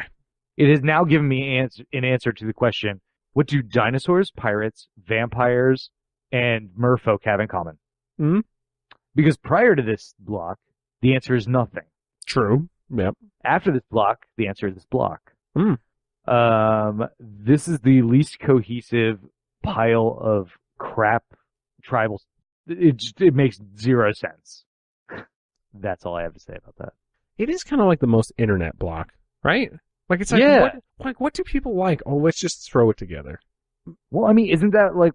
I mean, that's kind of what they've been doing. Like, I feel like thematically things have been kind of phoned in. Like, oh, we're doing tribal EDH. What do we need to do for that? People like cats on the internet, right? Okay. Yeah. Make a cat stack. I'm gonna see in Magic. People have been asking for a dinosaur block for a while. You know, people have been asking for a pirate tribe to really be a little bit more fleshed out. What else do people like? Okay. I don't know. We haven't done merfolk in a while. How about this? As a different heuristic to look at this, like I would think that this is kind of like what would happen if someone who usually designs EDH sets designed a standard set. Yeah, fair enough. You know, because like that's fine because like in an EDH set, it's just like, yeah, this is what people are clamoring for. You only get one a year. It's a goofy little, you know, like informal set anyway. You know, casual multiplayer shenanigans. Take your Cats deck and your whatever deck. You know, the last one we came off of, like Amonkhet was really flavorful and had a very distinct and I wouldn't say unique, but definitely very unified theme to it, you know, in a way that I think we haven't seen since what's that Greek mythology theme set begins with TH? Fuck, why am I stupid today, Adam? It's Theros. Theros, there we go. Why did I remember 2 out of fucking 5 letters? God damn it. Anyway, 6 letters. Did something because of a T. Anyway, yeah, I don't know. I think that Theros and Innistrad, to me, the original Innistrad, were the best, like, I'm going to take this trope and turn it into a Magic set, and all the flavor would just be there. It was very good. And I mean Innistrad, not the block, the actual set, and Theros, not the block, the actual set. And I would also throw in Amonkhet as a nice third there, but Amonkhet, not Hour of Devastation. I think that they had this problem of like trying to they didn't really need to embed Nicol Bolas in Amonkhet. Like I would have been very entertained with 2 sets of please hit me over the head with every Egyptian trope ever. Sure. Yep. I would have been down with that too. Yeah. But then they go and ruin it with, you know, like, well, you know what's good in horror? Spaghetti monsters. You need a spaghetti monster. You know what's good in Egypt? Giant dragon. Yep. Listen, man, you're never gonna. I'm never gonna say no to a little Cthulhu in my horror theme set. Like I'm never going to. What? If it was its own thing, then that would be cool. They turned a town into a spaghetti monster.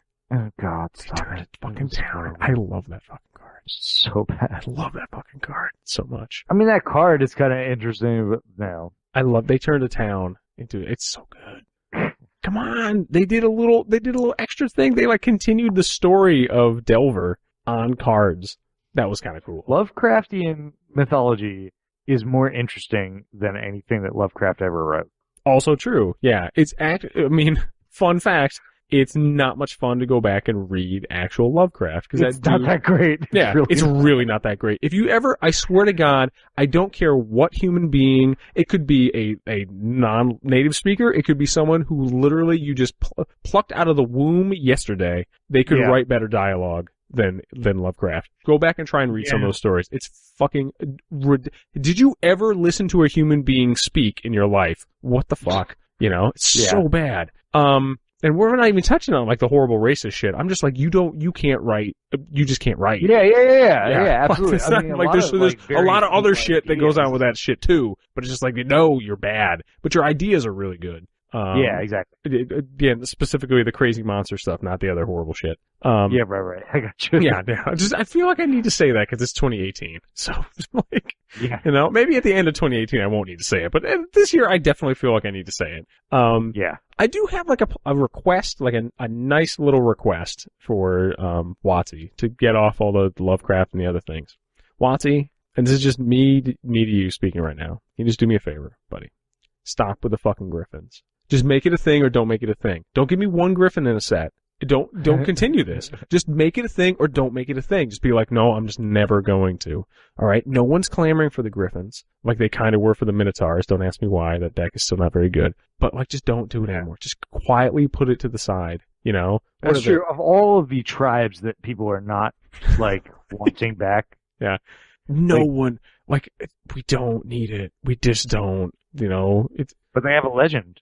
They do, and that was a mistake. So we can just kind of throw that off to the side. I would much rather see a legendary Puka. How fucking amazing would that be? I would totally play the Puka deck. What are there, like 2 Pukas in Magic? I would totally do that. Yeah, that's way better. I think we need the legendary Noggle before we get that. I'm down with legendary Noggles too. Like, there's so many legendary fucking X, Y, or Z that I would do before another Griffin.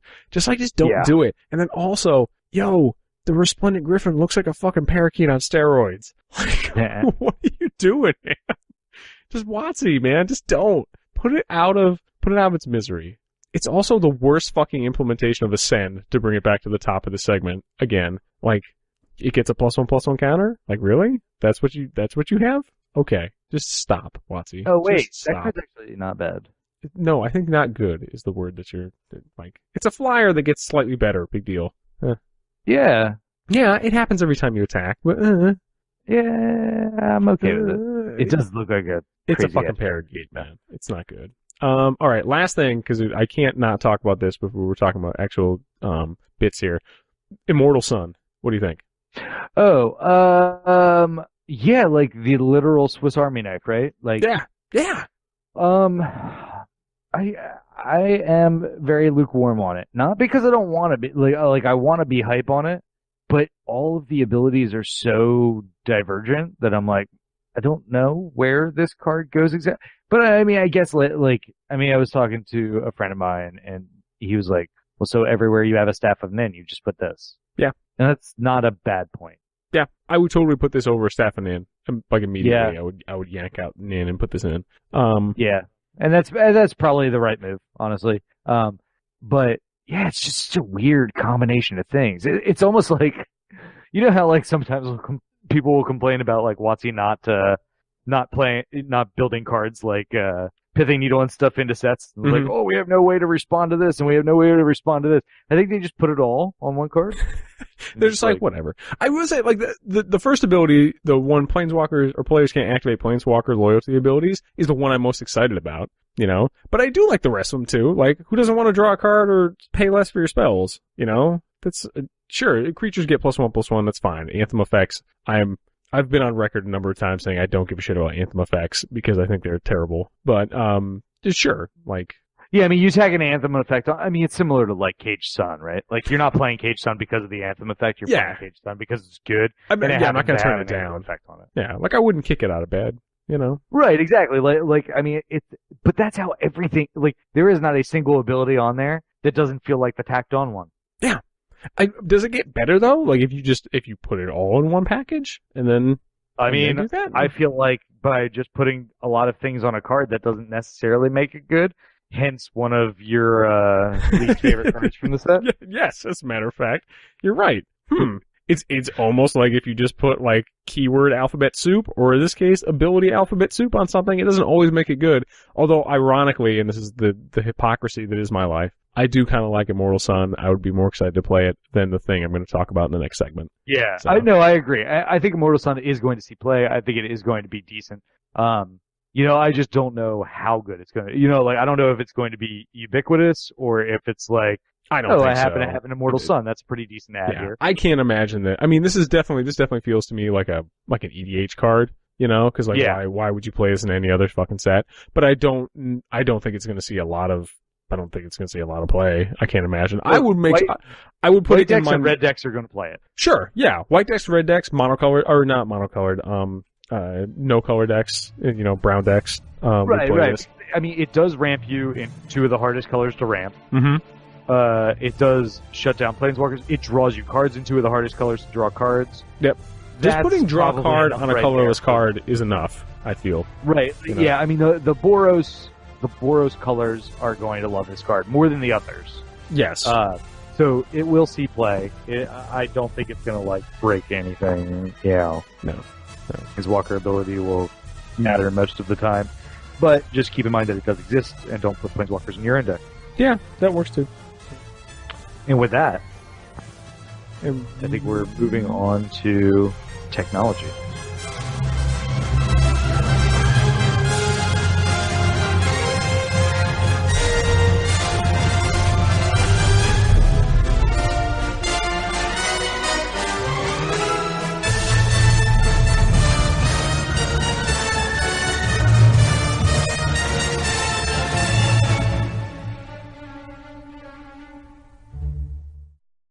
We are. Sorry, I had to mute my mic because, I don't know, my neighbor decided to not put a muffler on his car. So yeah, that's a decision. It is a decision. I don't think it's one you should make. I agree, but it is a decision you can make. Yeah, I'm going to be charitable and say maybe it just fell off. I mean, when I was a broke college student, that happened to me once. So. Oh yeah, mine totally. I remember hitting. I was in Ocean City. Hey people, I'm from New Jersey. I'm just going to talk about this for a second.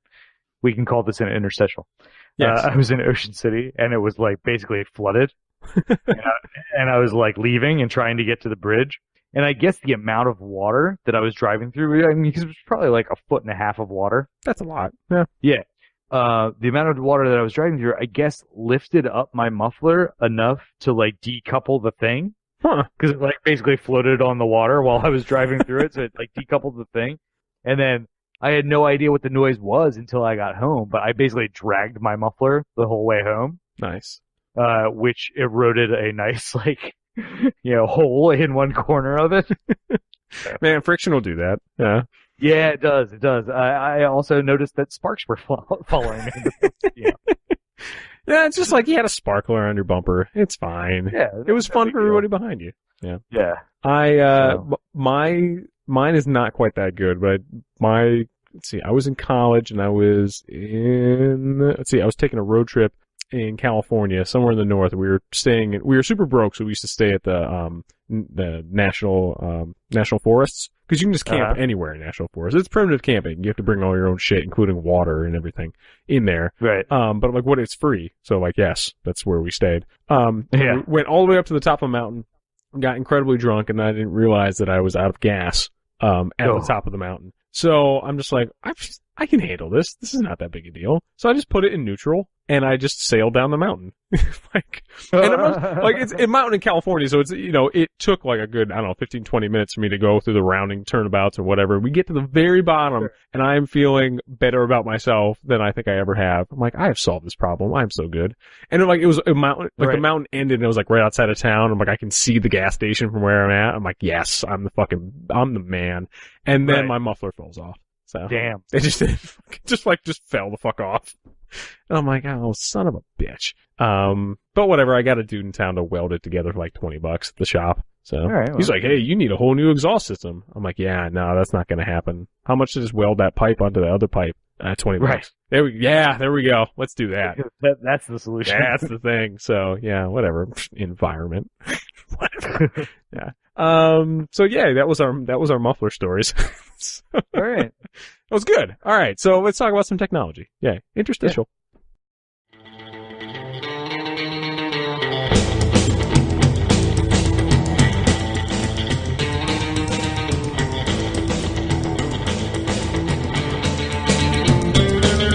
This week, ladies and gentlemen, to round out our discussion of Ixalan, of all things Ixalan, for the tiniest set that could, I guess, I don't know, the last of the tiny sets, So pour one out in the curb for the small sets. Yeah, that's right. This is the last. Well, I mean, until they go back on. Yeah, it's the last one until the next one. So we're just going to talk really quickly about our favorite and least favorite cards from this set. Adam is, as usual, the better authority on this because he has actually played with these cards. I will be talking about the cards I most want to play with and the cards I least want to play with.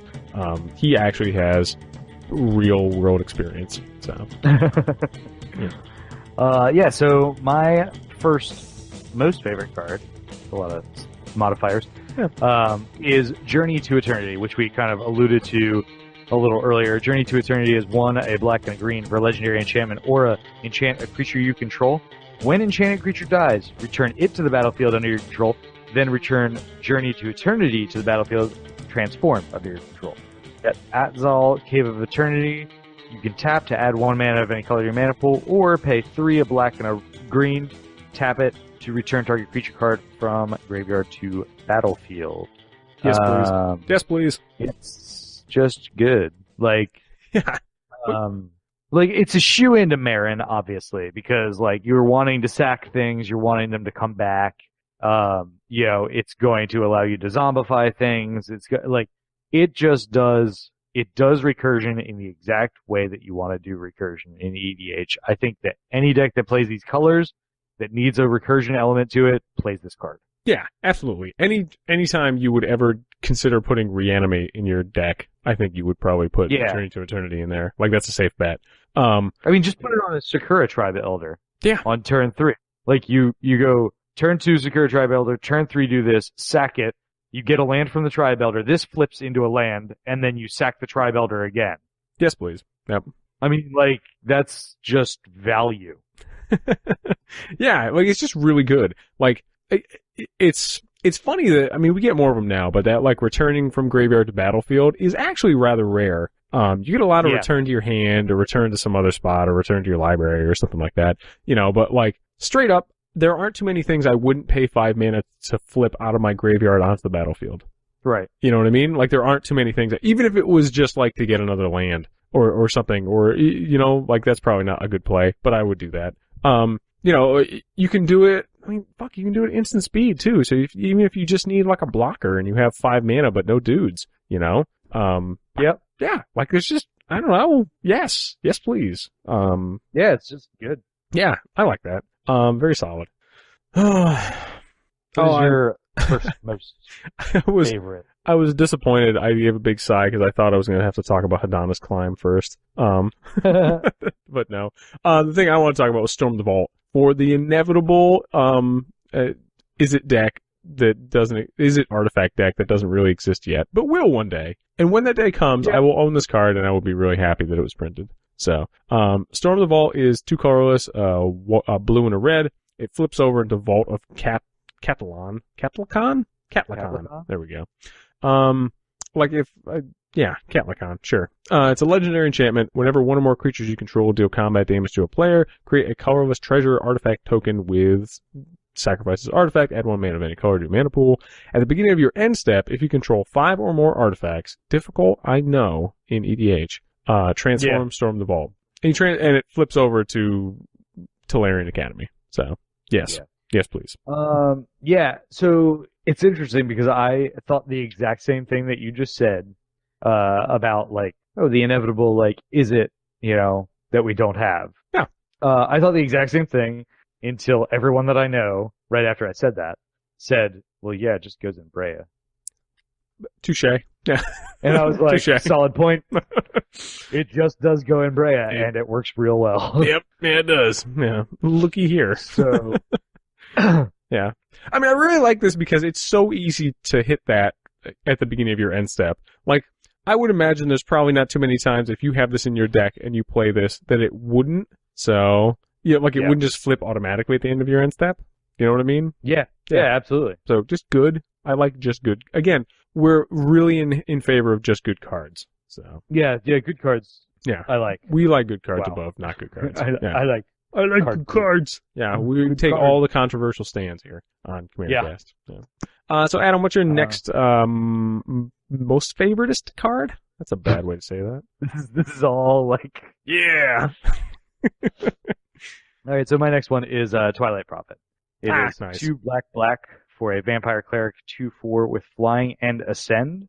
At the beginning of your upkeep, if you have the city's blessing, reveal the top card of your library and put it into your hand. Each opponent loses X life, and you gain X life, where X is that card's converted mana cost. Hey, you remember Dark Confidant? That sounds like a Do good you ever want card. to make it just better in EDH? Yeah. You know that card you can't really play in EDH because it's way too much money for the effect? Well, what if? Yeah. What if we made it tribal vampires and just better? Yeah. The funny part is that I would not throw this in a vampire deck. I would put this in a cleric deck. So, because I would venture to say I will put this in any black deck. yeah, it's just really, really good. You're right. You don't really need to. I mean, isn't it? Yeah. It's It's just slightly more fragile Phyrexian Arena. That's way better. It just draws you a card every turn. Mm-hmm. Yeah.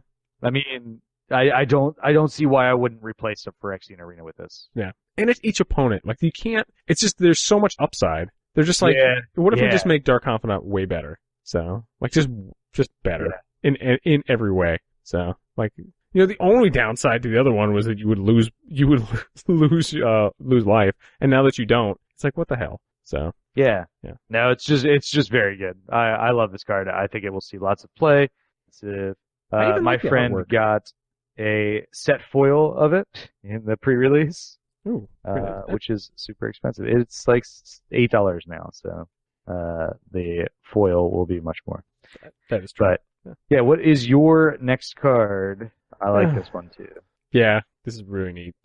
This is a card I always forget is in this set because for some reason I thought it came out in the last set. Dire Fleet Daredevil is 1 colorless and a red. Dire Fleet Daredevil is a human pirate.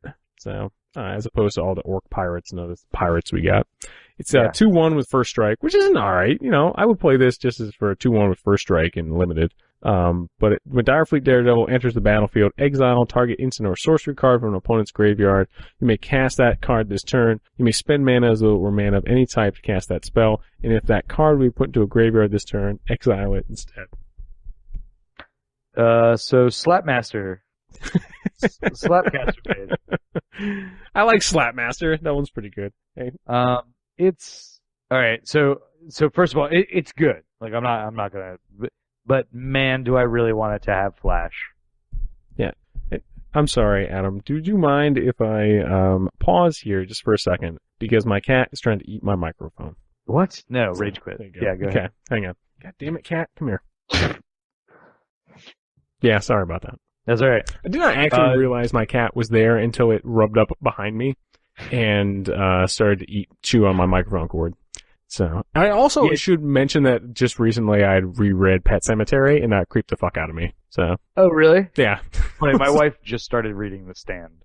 Ooh, that one's considerably longer. Although I like it more, obviously. But yeah, I've never read any of his stuff because it doesn't interest me. But she's read Pet Sematary. She wasn't particularly interested in it, but she's heard a lot of stuff about The Stand, so she figured she'd pick it up. Yeah. I mean, Pet Sematary is kind of like what it is on its face. It's very simple. Yeah. It's like, yo, don't do that. I'm basically avoiding reading like books that I have on my nightstand. Hey, that's good. I don't know why. Yeah, I mean that happens. I've been doing that for years. I have this major dystopian connection sitting here. Yeah. I mean, I look around at all the stuff. I also have the bad habit of just buying books and just forgetting to read them. So, well, there's a little bit of that too. Yeah. Like I got one for Christmas that I haven't even opened it yet. I did crack the back and read the first 2 chapters of Generation Dex, which I meant to actually talk about in the podcast. It was the book about the origins of magic. It's very good.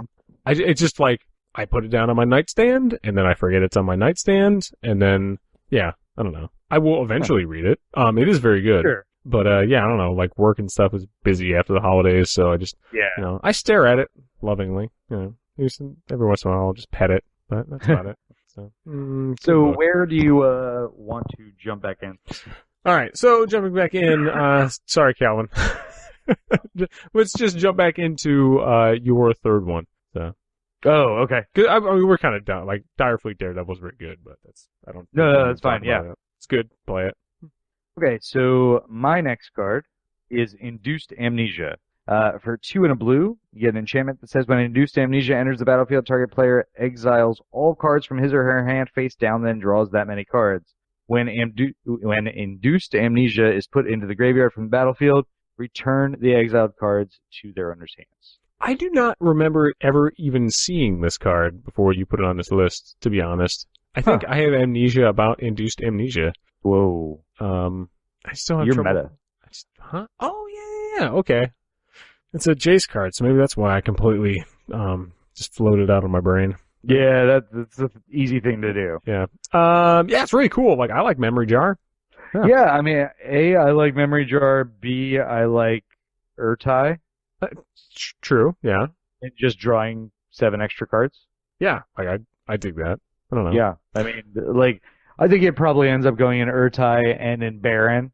And then probably not a lot else. Yeah. You know, because it's not super easy to sack enchantments.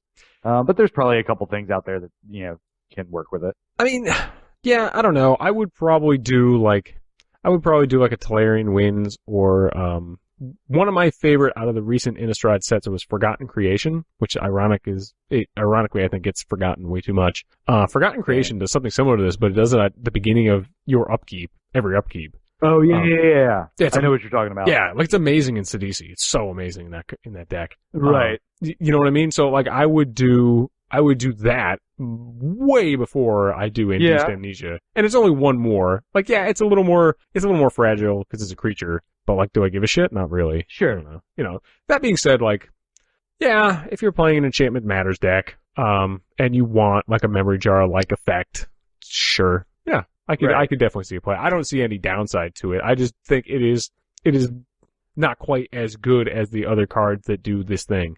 But that's not. Sure. Yeah. Some of the other cards that do this thing are some like Memory Jar is one of the most useful artifacts ever printed. The Memory Jar, you only get those cards temporarily. It's true, but Memory Jar in the right deck, you know, cough cough, big Locust God, cough cough. Yeah, right. I mean, yeah, like it doesn't even have to be that amazing. Like a Memory Jar, I play in like almost every white deck, for instance. Right. Sometimes you just need a quick boost. Like I would play that in a mono red deck. Sometimes it's almost like that impulse ability, you know?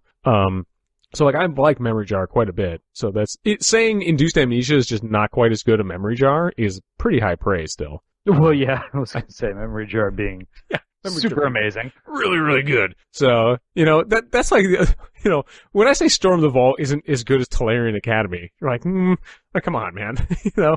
Yeah. Well, I guess. Yeah. Picking at nits. But yes, Induced Amnesia is not as good as Memory Jar. But there are a few small applications where it is. Yes. Yeah. And again, like Enchantment Matters and other things. Very cool. Yeah.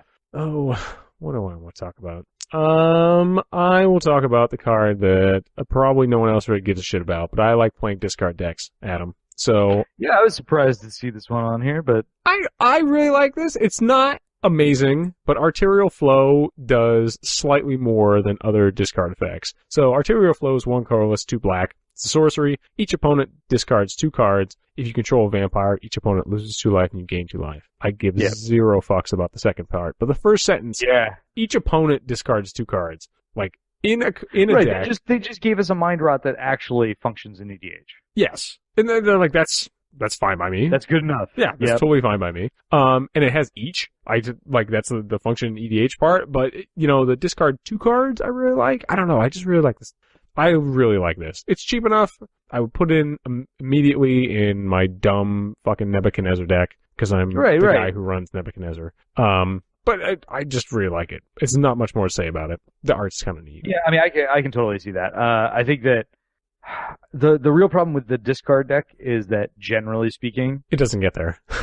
The discard deck doesn't get there. It never gets there. But, you know, like, I think we need more payoff pieces. You know what I mean? Like when you discard something happens. What's that? Like, by payoff, do you mean like when you discard something happens? Or when a card hits your graveyard? Is that what you mean by payoff? Or... Yeah, exactly. Like, we need more of that. Like, we have a couple good ones. It's true. Yep. But you have with discard decks is that, like, even if you have the payoffs out, they're like, okay, I'll discard my last 3 cards. Yeah. And then you don't have moves anymore. Yeah. I mean, who's the Grixis elf that does the discard? You get like a warrior every time somebody discards a card. God, I didn't even know that was a thing. Fuck, what the hell is that deck? I have that deck. I can't remember what the hell it was. It's fun though. God, it works so well with Sadistic Sacrament too. Or not Sadistic Hypnotist. Yeah, Sadistic Hypnotist. Which again, like that is a really good example of. I love that card. Yeah, that card's amazing. Like that, talk about a way to annoy everyone you know. Yeah. But anyway, yeah, like cards like that I think are neat. Like this card is always the thing I'm trying to do and never really works. You know, like I put it in goofy decks that would kind of need it. Like there's I think it's like Train of Thought or Trail of Dreams or something, or Dream Pilferer. There's a card out of Lorwyn that you can draw as many cards as someone discarded, as opponents discard this turn. You know, that's a neat little combo, or nombo, I guess, for like, that's a 2-mana card. So for 5 mana, you get to draw probably 10 cards, I would imagine. You know, at a 5 or 6 man pod, whatever it is. I like that. It's not really good.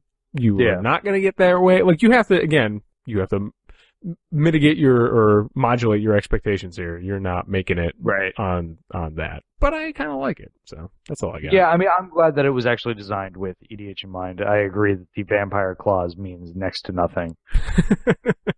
Yeah, like even in a vampire deck, I would not play this. Like, have you ever seen a Vampire Madness deck? Like, you know, they tried to make that a thing with the other Olivia. I haven't seen one, but I kind of want one.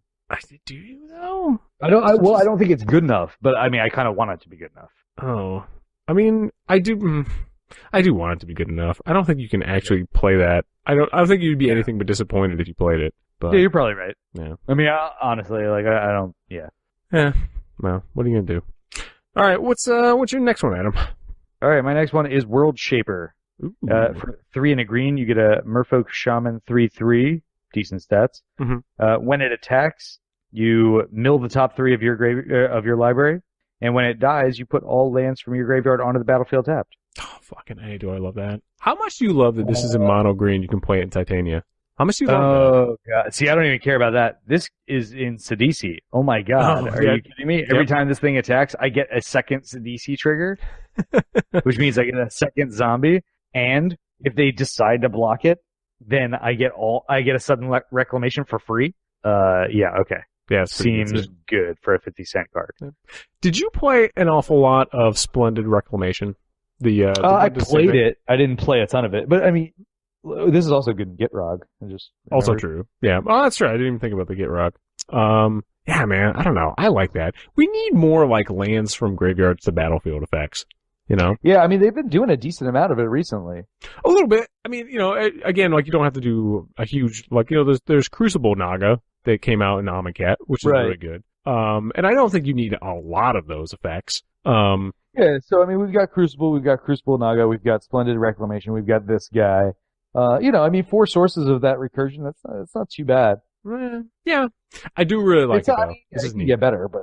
Yes, but this is very neat. This does not take away from the neatness of World Shaper. So. Yeah. I can get behind some World Shaper. So. I don't know why it's a Merfolk, but. Well, that's the thing, too. Like, are you ever putting land cards from your. Oh, no, I take it back. You are in one deck, and that's an Azorius deck, because it's that dude who awakens lands from the... Yeah, from, like, Zendikar. I wouldn't call that a Merfolk deck, but yeah. I mean, but that's the other thing, like... You're not wrong. Yeah. Noyandar is a card. It is a card. It's not in these colors. Nope. Also not a good card. Yeah, that's also true. I've heard people put fun decks together about that, but I'm skeptical. Have seen people put decks together about it. I can't call them fun. Yes, I am skeptical, but hey, what are you gonna do? Alrighty. So, God, what was my next one? Oh yeah, actually, I was a big fan of this. So, and I think it is just upside all the way around. So, Vona's Hunger is 2 colorless and a black. It's an instant, which definitely puts it up there. One of my favorite Ascend cards, because I don't even really care about the Ascend. It's just, if all you pay is 3 mana instant, each opponent sacrifices a creature. Like, if the card stopped there, I would be happy with it. You know what I mean? I mean, I didn't say it's amazing, but I do really like it. Especially because it's each opponent. Okay. Really? You're gonna shit on that part? I really like it. But anyway. I mean, it's an edict. Like... I refuse to get on the bad train for you, you know? An edict is like everybody sacrifices a creature. So, This has to have some kind of upside. It's like the net of a fleshbag marauder. Did you say net? Yeah. Like the net game. Okay. I thought at first I thought you said like the neck of a fleshbag marauder, like you're just picking little, like just parts of the fleshbag marauder. Yeah. Like nah, like that dude's got a hot dog neck. Ugh. Yeah. If you have the city's blessing instead, each opponent sacrifices half the creatures he or she controls, rounded up. Now you got me on board. There we go. So like it is to me, it is upside. It is an upside edict that costs one more, and and you don't have to sacrifice something, and it has that like maybe once it will be amazing. So, but it doesn't have to be playable. This is not like you don't have to take the train to Magical Christmas Land. You just have to be able to like see it in the horizon and like know that it's a possibility. Yeah, I mean it is an edict with upside. I think it will see play. I think like with most edicts, half the time you're going to get burned by it. I guess, sure. I mean, burned by it meaning like they're going to just sack a 1/1 or something. You know, like, yeah. Mm-hmm. Yeah, because anytime they get to choose, they're obviously going to choose they're going to choose the shittiest creature. Sure. Right, as they should. I mean, like that makes sense. That's the correct play. Yep. This does nothing against a token deck. Like it might as well just be a dead draw. Right. Yeah, I get that. I don't know, like, maybe it's because that other card, Curse of the Cabal, which also does this, but has that weird suspend cost on it. Like, I own that card, and I've wanted to play that card so many times, and I do not have the balls to do it, because I just figure it's going to be a fucking dead draw. I don't know. Yeah, I mean, I think that it will see some play. I don't think it's going to see a lot of play. Golden Sunset. There we go. Well, that was Adam being diplomatic. I like that. So I don't really care if it becomes amazing. Like this is a card that I will like. So and I do like. Yeah, fair enough. And I don't think it's going to be useless. Like you're not going to draw it and be like, I don't even know what happened. It's high praise for my picks. Well, Mark, it probably won't be useless. So, it's, you'll cast it. It'll do something. You'll cast it. Yeah, there we go. There are worse cards you could put in your deck, I guess. Yeah. There we go. High praise. Let us move on to the hate because I know at least from one side of this is a lot of hate, and actually I have plenty of hate to go around here too. There's some bad cards. There are some silly cards. Out on a limb and say my first card is the worst card. Do you say okay? I mean, since it comes from the same line, I think we could. And I already talked about how much I don't like mine. I think we should probably stack these next to each other and decide. I think we need to decide which is the worst card, Adam. This is what the first part of this. Problem. So yours is Path of Metal. Yep. Which I don't think we didn't read that one yet, did we? No, we read mine. No, so it's Boros. I'm already winning, by the way. It's red and white. Legendary enchantment. When Path of Metal enters the battlefield, it deals 1 damage to each creature that doesn't have first strike, double strike, vigilance, or haste. Woo! Man, that's gonna knock those players out. Whenever you attack with at least 2 creatures that have first strike, double strike, vigilance, or haste, transform it. Oh wait, it gets better. I give up. All right, you win. Yeah, you win. Yeah. On the other side, it's Metzali, Tower of Triumph, which you can tap to add 1 mana of any color to your mana pool. By the way, out of all the 70 words that are on this card, both sides combined, those are the best words. Those are the best words. Yes, they are. The next is 1 and a red, tap Metzali, Tower of Triumph to deal 2 damage to each opponent. Oh, that's great removal. And super win con. 2 and a white, you get to tap it. Choose a creature at random that attacked this turn. Why do they need those 2 words in there? And destroy that creature. Why couldn't have just been fucking one of these other cards? Creature that attacked this turn? Yeah, that'd be good. Why? That would be playable. Adam, one of these other cards is literally Tolarian Academy on the back. Yeah. I got you. Why did they need to put at random? Why can't Boros have nice things? Why? I mean, is the front side not bad enough? The front side is fucking really bad. It's really fucking bad. But like, at least the back side could have been good. I know. If you just take the 2 words at random off of there, and you just got to choose a creature that attacked this turn to destroy for 3 mana, which is a powerful ability. Yeah. This might be playable. This would be fine. Yeah. Not just might be playable. It's at that point it becomes removal, ramp, and a really slow but possible win con, just like Shivan Gorge. Sure. Yeah. That's well, I mean more so in other formats, but you get the idea. Yeah. Adam, I just don't. I don't understand. This almost felt like a vendetta to me.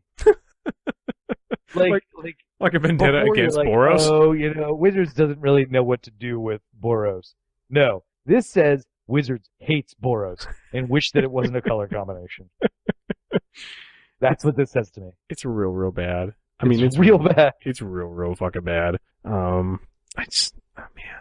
There's so many things Go you after could do. Hadana's Climb all you want. Yeah, okay, mine was Hadana's Climb. I'm not going to talk about it because it's just, we've talked about it before and it is just objectively better than Path of Metal, in every way. Even the backside that I don't give a shit about. Like, it's slow and whatever, but it becomes a Kessig-ish. It's useful. And that's good enough. It doesn't happen at random. When did random? Yeah, it doesn't happen at random. You get to target a creature. There we go. When did randomness become a white ability? By the way. Yeah, order. Yeah, like if you could switch that, and you could say easily that's a red ability. Like it does 2 damage to each creature to a creature at random. That's a red ability, right? That's fine. Yeah, and then we're making it make it like a bad threat mechanic or something. Like you get to gain control of something if you play red. Sure. Yeah. If you play white, you get to destroy an attacking creature. It allows you to manipulate combat. I like that. That sounds good. What the hell happened? Yeah. None of this says Path of Metal to me. This says like, I don't know, even Path of Mediocrity is too much. Because I don't know, it says Path of Metal to me. I mean, like, you really have to test your metal to actually have the balls to play that card. Why, Adam? I just don't understand why we can't have nice things. I mean, we can. I don't play Boros. I mean, I do, but it's, like, based on non-Boros mechanics, so. What was Great. Like, the other one from the last set, Spitfire Bastion, which is, I mean, it's not good, but, like, it's totally way better. Like, that one is just pay 2 in a red, deal 3 damage to target creature or player. I'm telling you, this is like a declaration of war on Boros. It's like the most passive-aggressive declaration of war. It's like, we're gonna print cards for you, but they're all gonna be shit. Is there some monkey's paw fucking, like wish thing that went on at WotC? Where they're like, you can have this color combination, but they can't be good. Yeah. I just don't get it. Like, did they have to sacrifice one on the altar? Is this the Sophie's Choice that they had to make as a corporation? Wow. I think that might be a little... It's a strong... I like Boros, man. I want to like Boros. Yeah. They just don't do it. Anyway. So, something else that people really want to like is Pirates. I will throw down the hook for this one. On this? Yeah. I like this card. I like this card. Go ahead. Okay. All right. A Captain's Hook is a 3-mana artifact equipment. Great. Yeah. That gives equipped creature +2/+0 and menace, and it's a pirate. Yar. Yeah. Whenever it becomes unattached from a permanent, destroy that permanent. That part isn't so good. Equip cost is 1. This is utter trash. This is the definition of bulk rare. This is one of the biggest flavor wins in the set. All right. I don't agree with that either. I mean, it's not as good as I threw in Dead Man's Chest in my honorable mention. That one is my favorite. Yeah, that's fine. That one's really good. Captain's Hook, man. When Captain Hook takes off his hook, he sacrifices himself? What is Captain Hook without the hook? Literally nothing but a captain. So. Right. That doesn't just die immediately. So, you don't know that? Even there. You don't know that. I mean, I'm pretty sure that in every movie that he was in, he took off his hook and put a new one on. Oh. Okay, maybe you do know that. So, that's fine. So, it's just a stupid-ass clause for no reason? Look, man, yes, it's a stupid-ass clause. Does the clause need to be there? No, of course not. It's real bad. This is really bad. This literally says that if you're a captain with a hook on your hand, you're gonna die real easy. I mean, it's not very progressive of them. I'll give them that. So, you shouldn't discriminate against someone just because they're missing a hand. So, or maybe they chose to supplement their hand with a hook. Sure, so, that's great. Also, let's just look at the art for a second, because I'm going to crap on that too. It's a hook. It's a hook. Yeah. Okay, keep looking. Look at the entirety of the hook structure. Okay. Uh-huh. You see those 2 barbs randomly placed in the middle of it? Yeah. That are going completely in the wrong direction? Mm-hmm. Defeating the purpose of barbs? Making it harder to get into things? Okay. What the hell? I love that is your I thought you were about to like, take issue with like the filigree on the actual hand part or something. No, I don't care. Pirates can be as fancy as they want to be, but pirates, for the record, everyone, pirates were not as fancy as you think they were. You don't say. Pirates don't look like Captain Hook from the Disney movie. Pirates don't have teeth. I'm just throwing it out there. Yeah, no. You make strong arguments. I mean, I make arguments. I can't even say that they're strong. I didn't really have to have a strong one. Just like you're not going to really have to have a strong one to defend your card being bad when Avacyn exists. Okay, fine. We'll move on from the Captain's Hook argument, which I still like for bad reasons. But anyway. It's okay. You're wrong. It's okay to be wrong. Yeah. Zatalpa, Primal Dawn, not good. Which I had in my pre-release. Not a good card. It's not a bad card. It's not a bad card. It's not a bad card. It's not a good card. So right off, it's not a bad card. And it's not a bad card. It is a 6 mana and 2 white legendary creature, Elder Dinosaur. It's a 4/8. It's got flying, double strike, vigilance, trample, indestructible. Yeah. Yeah. It's unflappable, double slappable, untappable. It's just not a... Yeah. So why... I mean, it's just bad Avacyn with trample. It is bad Avacyn with trample. It doesn't... The art isn't good. It looks like it's a giant pterodactyl. I don't know why you have beef with giant pterodactyls. They're not the coolest. I would take those little, like, plesiosaur Nessie things over giant pterodactyls. I don't know. Because those are like dinosaur submarines. So, I'm really down with that. But these things, not so much. And I just can't care. It is the most vanilla card ever. It's so ironic that it's white. Like, why can't white have interesting things? I get it. Like, it's very monochromatic. Yeah. Sure, I get it. It's half of Boros. Paying for the sins of Boros. Oh, Jesus Christ. I just don't, there's just so, ugh. I would, like, at least Galta Primal Hunger is stupid and huge, and he costs less for total power of creatures. Like, that's playable. I would actually put together a Galta Primal Hunger deck, because that's stupid. Yeah, a lot of people are much more down with that card, which I am not. Like, I think Galta is generally pretty dumb. I would totally put Galta in like an Omnath deck, and then pay like 2 for him. So I think that Zatalpa is going to be fine in the dinosaur deck only. The only time you're ever going to see it, because there are a lot of cost reducers in that deck. I think you'll be able to play it by like turn 5, turn 6. Yeah. I mean, I like any of the other dinosaurs are way better. Like, I actually legit like Atali Primal Storm quite a bit. No, that one's actually fun. Yeah. That one's really cool. And that's like, hey, red got something cool. Like, yeah, the blue one's not bad either. The blue one's not terrible. Commander, but as a part of the 99. I would play the blue one as part of the 99, sure. And like, even the weird, I can't figure out what kind of fucking dinosaur that is, but the Tetsamok Primal Death, that one's whatever. It gives prey counters. Like, I'm not gonna shit on anything that gives a prey counter. So, but yeah, Zatalpa. Yeah. You're just, Zatalpa. No. Thumbs down. Yeah. No. So what is your third not so favorite card? So my third not so favorite card, is probably not bad, but it's not good. It's Carmena's Awakening. So for 2 blue, you get an enchantment with Ascend. And at the beginning of your upkeep, each player draws a card. I like that. If you have the City's Blessing, instead, only you draw a card. Okay. The problem I have with this is that, so the first half of it, if you don't have Ascend, it's Howling Mine, right? Mm-hmm.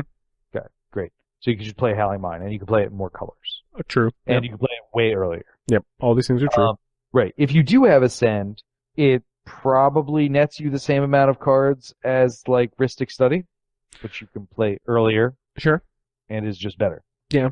This one reminds me of that enchantment, which I think actually might have been out of Magic Origins, going back to the top, which is the Well of something. It was like a 5. Well of Lost Dreams? Or No, but it was a Well of something. I can't remember what the fuck it was. But anyway, like that was like a... Well of Ideas. Yes. It was like a Howling Mine with upside. Like you play it and you immediately get a couple cards. Like I would definitely play that above this.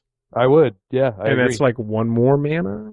Maybe 2? It might be 6. I don't remember how much. Yeah, it was 5 or 6. Whatever it is, like I would play 6 to get the 2 cards up front and then get an additional card. You know what I mean? It is 6, yeah, it's 6 mana. But 6, yes, I agree. No.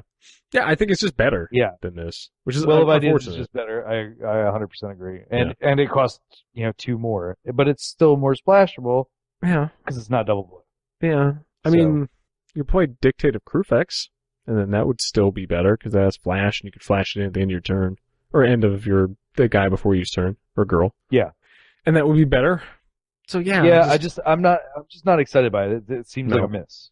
Yeah. I mean, only because, like, I don't know, what do we have immediately? 3 cards off the top of our head that were better than this? So. Yeah.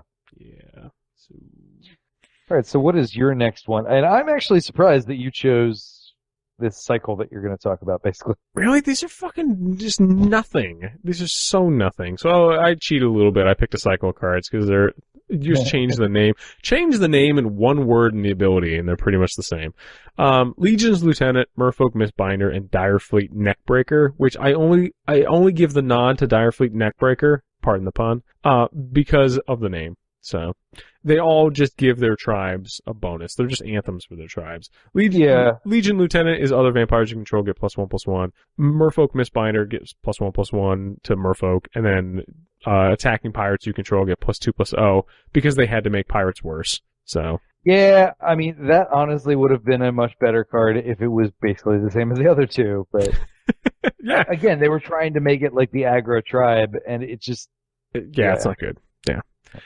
My big problem with this, right? Whenever you get this in another set, like literally even the other vampire lord, kind of vampire lord, in Innistrad, at least gave vampires first strike. Right. You know what I mean? Like there's always something else besides just the +1/+1. And granted, those other cards do generally cost more. I mean, Legion Lieutenant, Merfolk Mistbinder each cost 2. Either 2 like an Orzhov or Simic. Direfleet Neckbreaker, because it's total shit, costs 4. Because. Yeah. Like. Yeah, I don't know. That was and why the fuck I'm not gonna try to defend that. Yeah, like why the fuck does that cost? I don't give a shit. It's a 3/2. I don't give a shit. There's no reason that should cost 4. There's no reason that should cost 4. You are not wrong. But anyway. These are true facts. Yeah, like so. They're just so bland. They're so bland. I would easily play the Resplendent Griffin above any of these. I mean, the one thing that I can say for the first two, look, I'm not going to defend Pirates. They just did so many bad things with Pirates as far as EDH goes. But the other two are Bears with upside that pumps your entire team. I don't think that the Merfolk one is going to be huge in play, though people are starting to build Commander decks and stuff, and I got pretty curb stomped by an EDH deck that used that card. I'm not saying it was because of that card. But the Legion's Lieutenant is going to see play in, what's his name? Edgar Markov. It just is. You think? Making a whole bunch of extra 2/2 lifelinkers is better than making a whole bunch of extra 1/1 lifelinkers. But you could, I don't see why you wouldn't just play an Anthem that's more resilient. Because when you play the Legion Lieutenant, you get an extra vampire. I guess. Because you have Edgar. But then you get a much more fragile one. I don't know. I wouldn't play as an Edgar. Yeah, but I mean, you get 4 power for 2. Like, is that fine. good enough in EDH? I mean, it seems to work with Edgar in general. Yeah, but I mean, I think the things that I mean, Edgar is a cool deck. Like, I'm not taking anything away from that general. I think it's really neat. I would not play this in that try. I would not play any of the anthems. Again, I am definitely anti-anthem in almost every sense because it's just it doesn't get you there. Yes, it like marginally pumps your team, but you're wasting a card slot on this. I mean, just think about all the other things you could do in those decks. Like, you're much better off. Again, people, what the fuck has happened to the world? Like, I am telling people not to waste card slots on this and prioritizing removal above anthems, which is just good advice, I think. Well, I think, alright, so first of all, let's look at the two tracks. So, Edgar just came out. Yeah. Pumping your team plus getting an extra token is probably all going to be just fine. It's also going to be like a 25-cent card, which means it's a nice budget thing for people who are building. It is a nice budget thing. Yeah. Sure. Same thing can be said of the Merfolk one. Merfolk, traditionally, even in, Legacy Merfolk, is basically nothing but lords. Right? You got Lord of Atlantis, and Mara Regery, and blah, blah, blah, like. But all the lords are better than this. They are all better than this, but again, a Mero Rejury is what, $10? This is going to be 15 cents? Yes, so but it's a decent budget option. I just, even, okay. I understand. Even the that Legion it's not Lieutenant good. has that other Innistrad vampire who gives everybody first strike, and he does the same thing. He just gives other vampires +1/+1. I think it's like, I think it might be 3 mana, and he might be like a 1/2 or 2/1 or something. I don't know what the hell it is. But, that one's way better. Like, play that card above Legion Lieutenant. Yeah, I mean, you definitely play him. Yeah, I mean, I'm not going to disagree with that, but I don't know. I think you'll still see them. I don't think they're amazing. Ugh. Even as like draft fodder, I don't No, know. they see limited play, definitely. Oh, sure, yeah, limited. Yeah. I mean, but, ugh. And for the love of God, people, what the fuck are you doing if you're putting Direfleet Netbreaker in your deck? Don't do that shit. Yeah. I'll stand by that. Yeah. All right. Well, that's all the cards I'm going to shit on. You had one more, right? I do. I have one more because this one actually angers me. Okay. Form of the Dinosaur is an Sounds enchantment for 4 red. When Form of the Dinosaur enters the battlefield, your life total becomes 15. At the beginning of your upkeep, Form of the Dinosaur deals 15 damage to target creature an opponent controls, and that creature deals damage equal to its power to you. Okay. Yeah, this is real dumb. This is the worst. Oh my god. This is real dumb. Form of the Dragon was good because it constantly reset your life total. Yep. To 5. You couldn't not be at 5. And people couldn't attack you. And it killed stuff. This makes stuff fight with you and only sets your life total once. And you have to do it every turn. So basically this is a clock on you. Yeah. What? Yeah. Oh, geez, when you phrase it that way, Adam. This is a piece of garbage, and whoever designed it should be ashamed of themselves. I don't understand the appeal of this card ever. I don't know why it was printed. My best option for why to play this card in anything is to give it to somebody in Zedra. That is literally, as we have said before on this cast, the lowest thing you could say about anything. You could donate it. Like, can't. That's like, it does to Doomblade. Like, you just, no. We can't do that. This is the only thing I can think of to do with this. And they still don't even drop their life total to 15 because that's not how that works. All right, how about, how hard would it have been just to print on the top? Since this is already a 6 mana rare enchantment. Like, target opponent's life total becomes 15. And at the beginning of your upkeep, it, like, you fight something, or you fight them. A target creature you control fights them. Like, then at least that's a clock on them. Yeah? Right? That's better. That's a real bad card. That is a real bad card, but you would play that card because you're not going to suicide yourself with that card. Yeah? Oh my god. I don't know who this was made for. I don't know what format this was made for. I don't know what game this was made for. Like, did someone, I feel like, definitely misinterpreted the rules. And they're like, well, maybe life totals are optional. It doesn't really matter if you get down to 0, right? Or maybe they're thinking, like, most charitable read here, right? Maybe they're thinking, you're real behind. You've had a real bad day against someone's optimized pirate deck, which, that's a phrase that probably doesn't exist in real life. And you're down to 3. And you put this and you're like, oh man, I jump back up to 15. And now I'm a Dinosaur. Yeah. And I'm dealing 15 damage to target creature, and then it's also cracking back to me right in the face. So the only thing that I can hope happens with this card is that somebody actually thinks it's good enough to play, plays it, and then they play against an infect player and just die.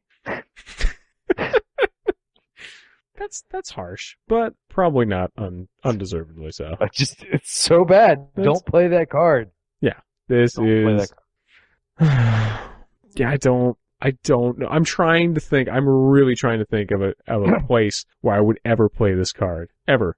Like, ever. How angry would you be if you bought a box of this and you got like 3 of these as your rares? Oh, God. That reminds me of, like, the last box I ever bought, I can't remember the set, but I pulled 3 World Slayers out. 3 World Slayers and one of them was a foil. Really? Yeah, out of the box. Wow, it was the worst. That's one of the reasons I don't buy boxes anymore. One of the many reasons, but that one definitely. That was like, I don't know, like, the Lord told me not to buy boxes, and that's how he expressed his will. So. Yeah. In this case, it seems like he's trying to tell me to stop playing Magic. But, yeah. you know, hey, whatever. That's probably... I don't know. Yeah. Whew.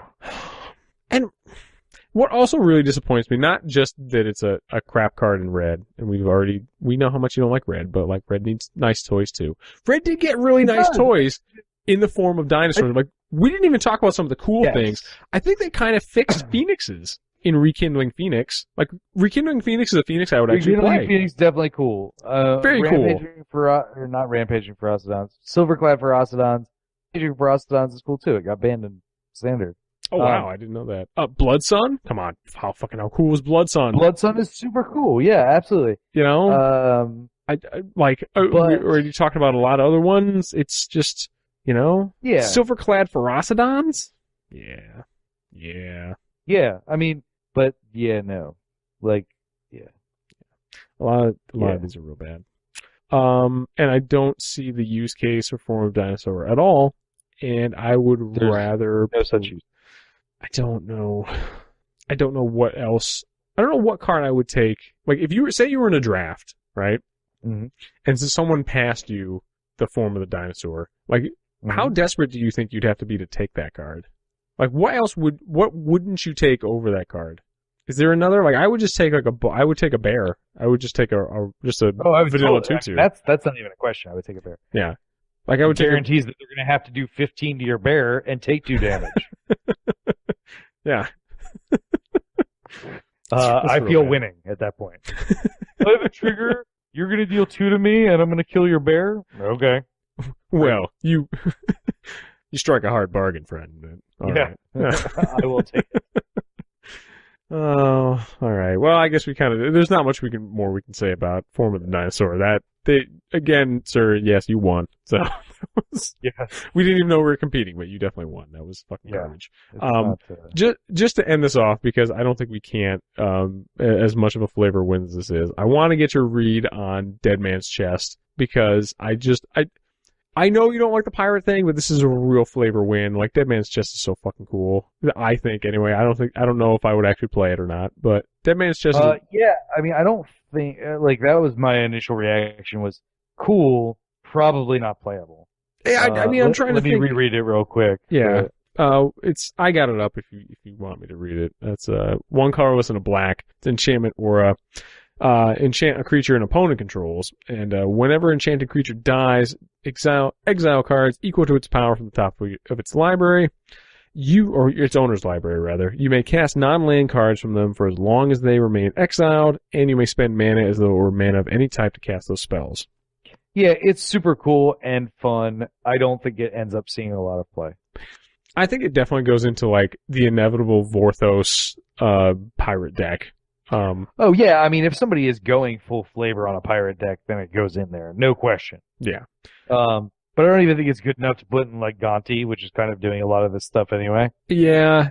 I mean, the thing I would put, it doesn't go in Gonti, but I've always wanted to play Villainous Wealth, that one from Cons. Yeah. That one seems really, really cool, and it has the key clause on it without paying their mana costs, which this one definitely does not. So yeah, I mean, I will peer into the future and say I will play this card, because I'm sure I can't prevent myself from putting this stupid card in the deck. I don't blame you for that. I mean, it looks like a fun card. Yeah. I am also going to peer into the future and say I will play this card. I will say, wow, that was fun. And then I will take it out of the deck and then never play it again. But, yeah. Yeah. So, yeah. That's the thing. Anyway, and that kind of wraps up our technology segment. So, folks, thanks for sticking around for us for this week. Again, it was a non-spoiler, non-traditional spoiler cast, because you can't really spoil things after people have been playing with them for like 3 weeks, and then you guys won't hear this, like we're recording it like 2 weeks ahead of time too.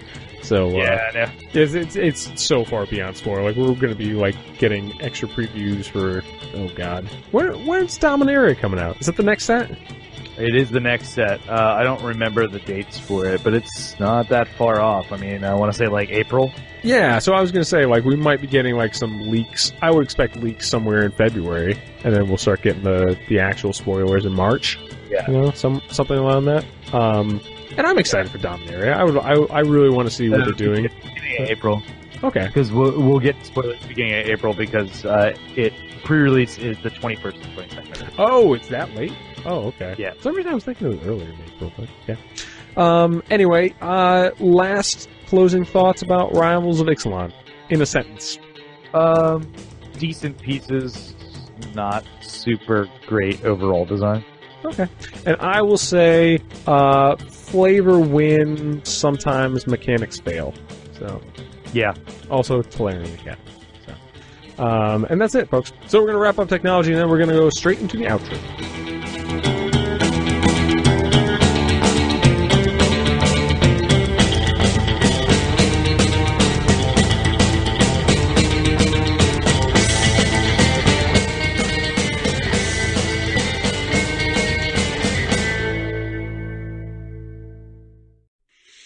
And we should do outro stuff now.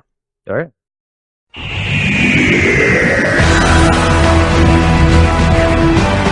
And that's it, folks.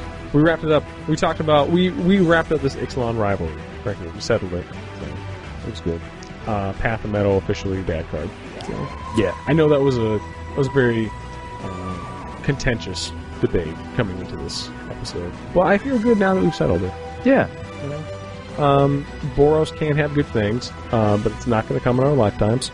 Yeah. So that's, it's kind of like the opposite of global warming. Like, we're not going to feel the effects of all the shit that we've done to the world until we're long dead. Like all our children will have to live with our sins and then suffer for them.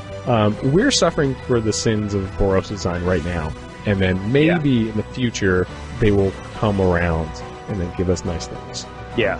But we're all going to be long dead now. So that's fine.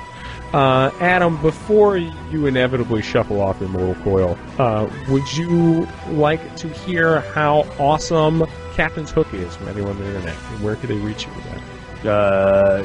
You can reach me in Dead Man's Chest if you want to talk about that particular topic. Yeah. But anything else, hit me up on Twitter at Squire9999 or at the Trinity.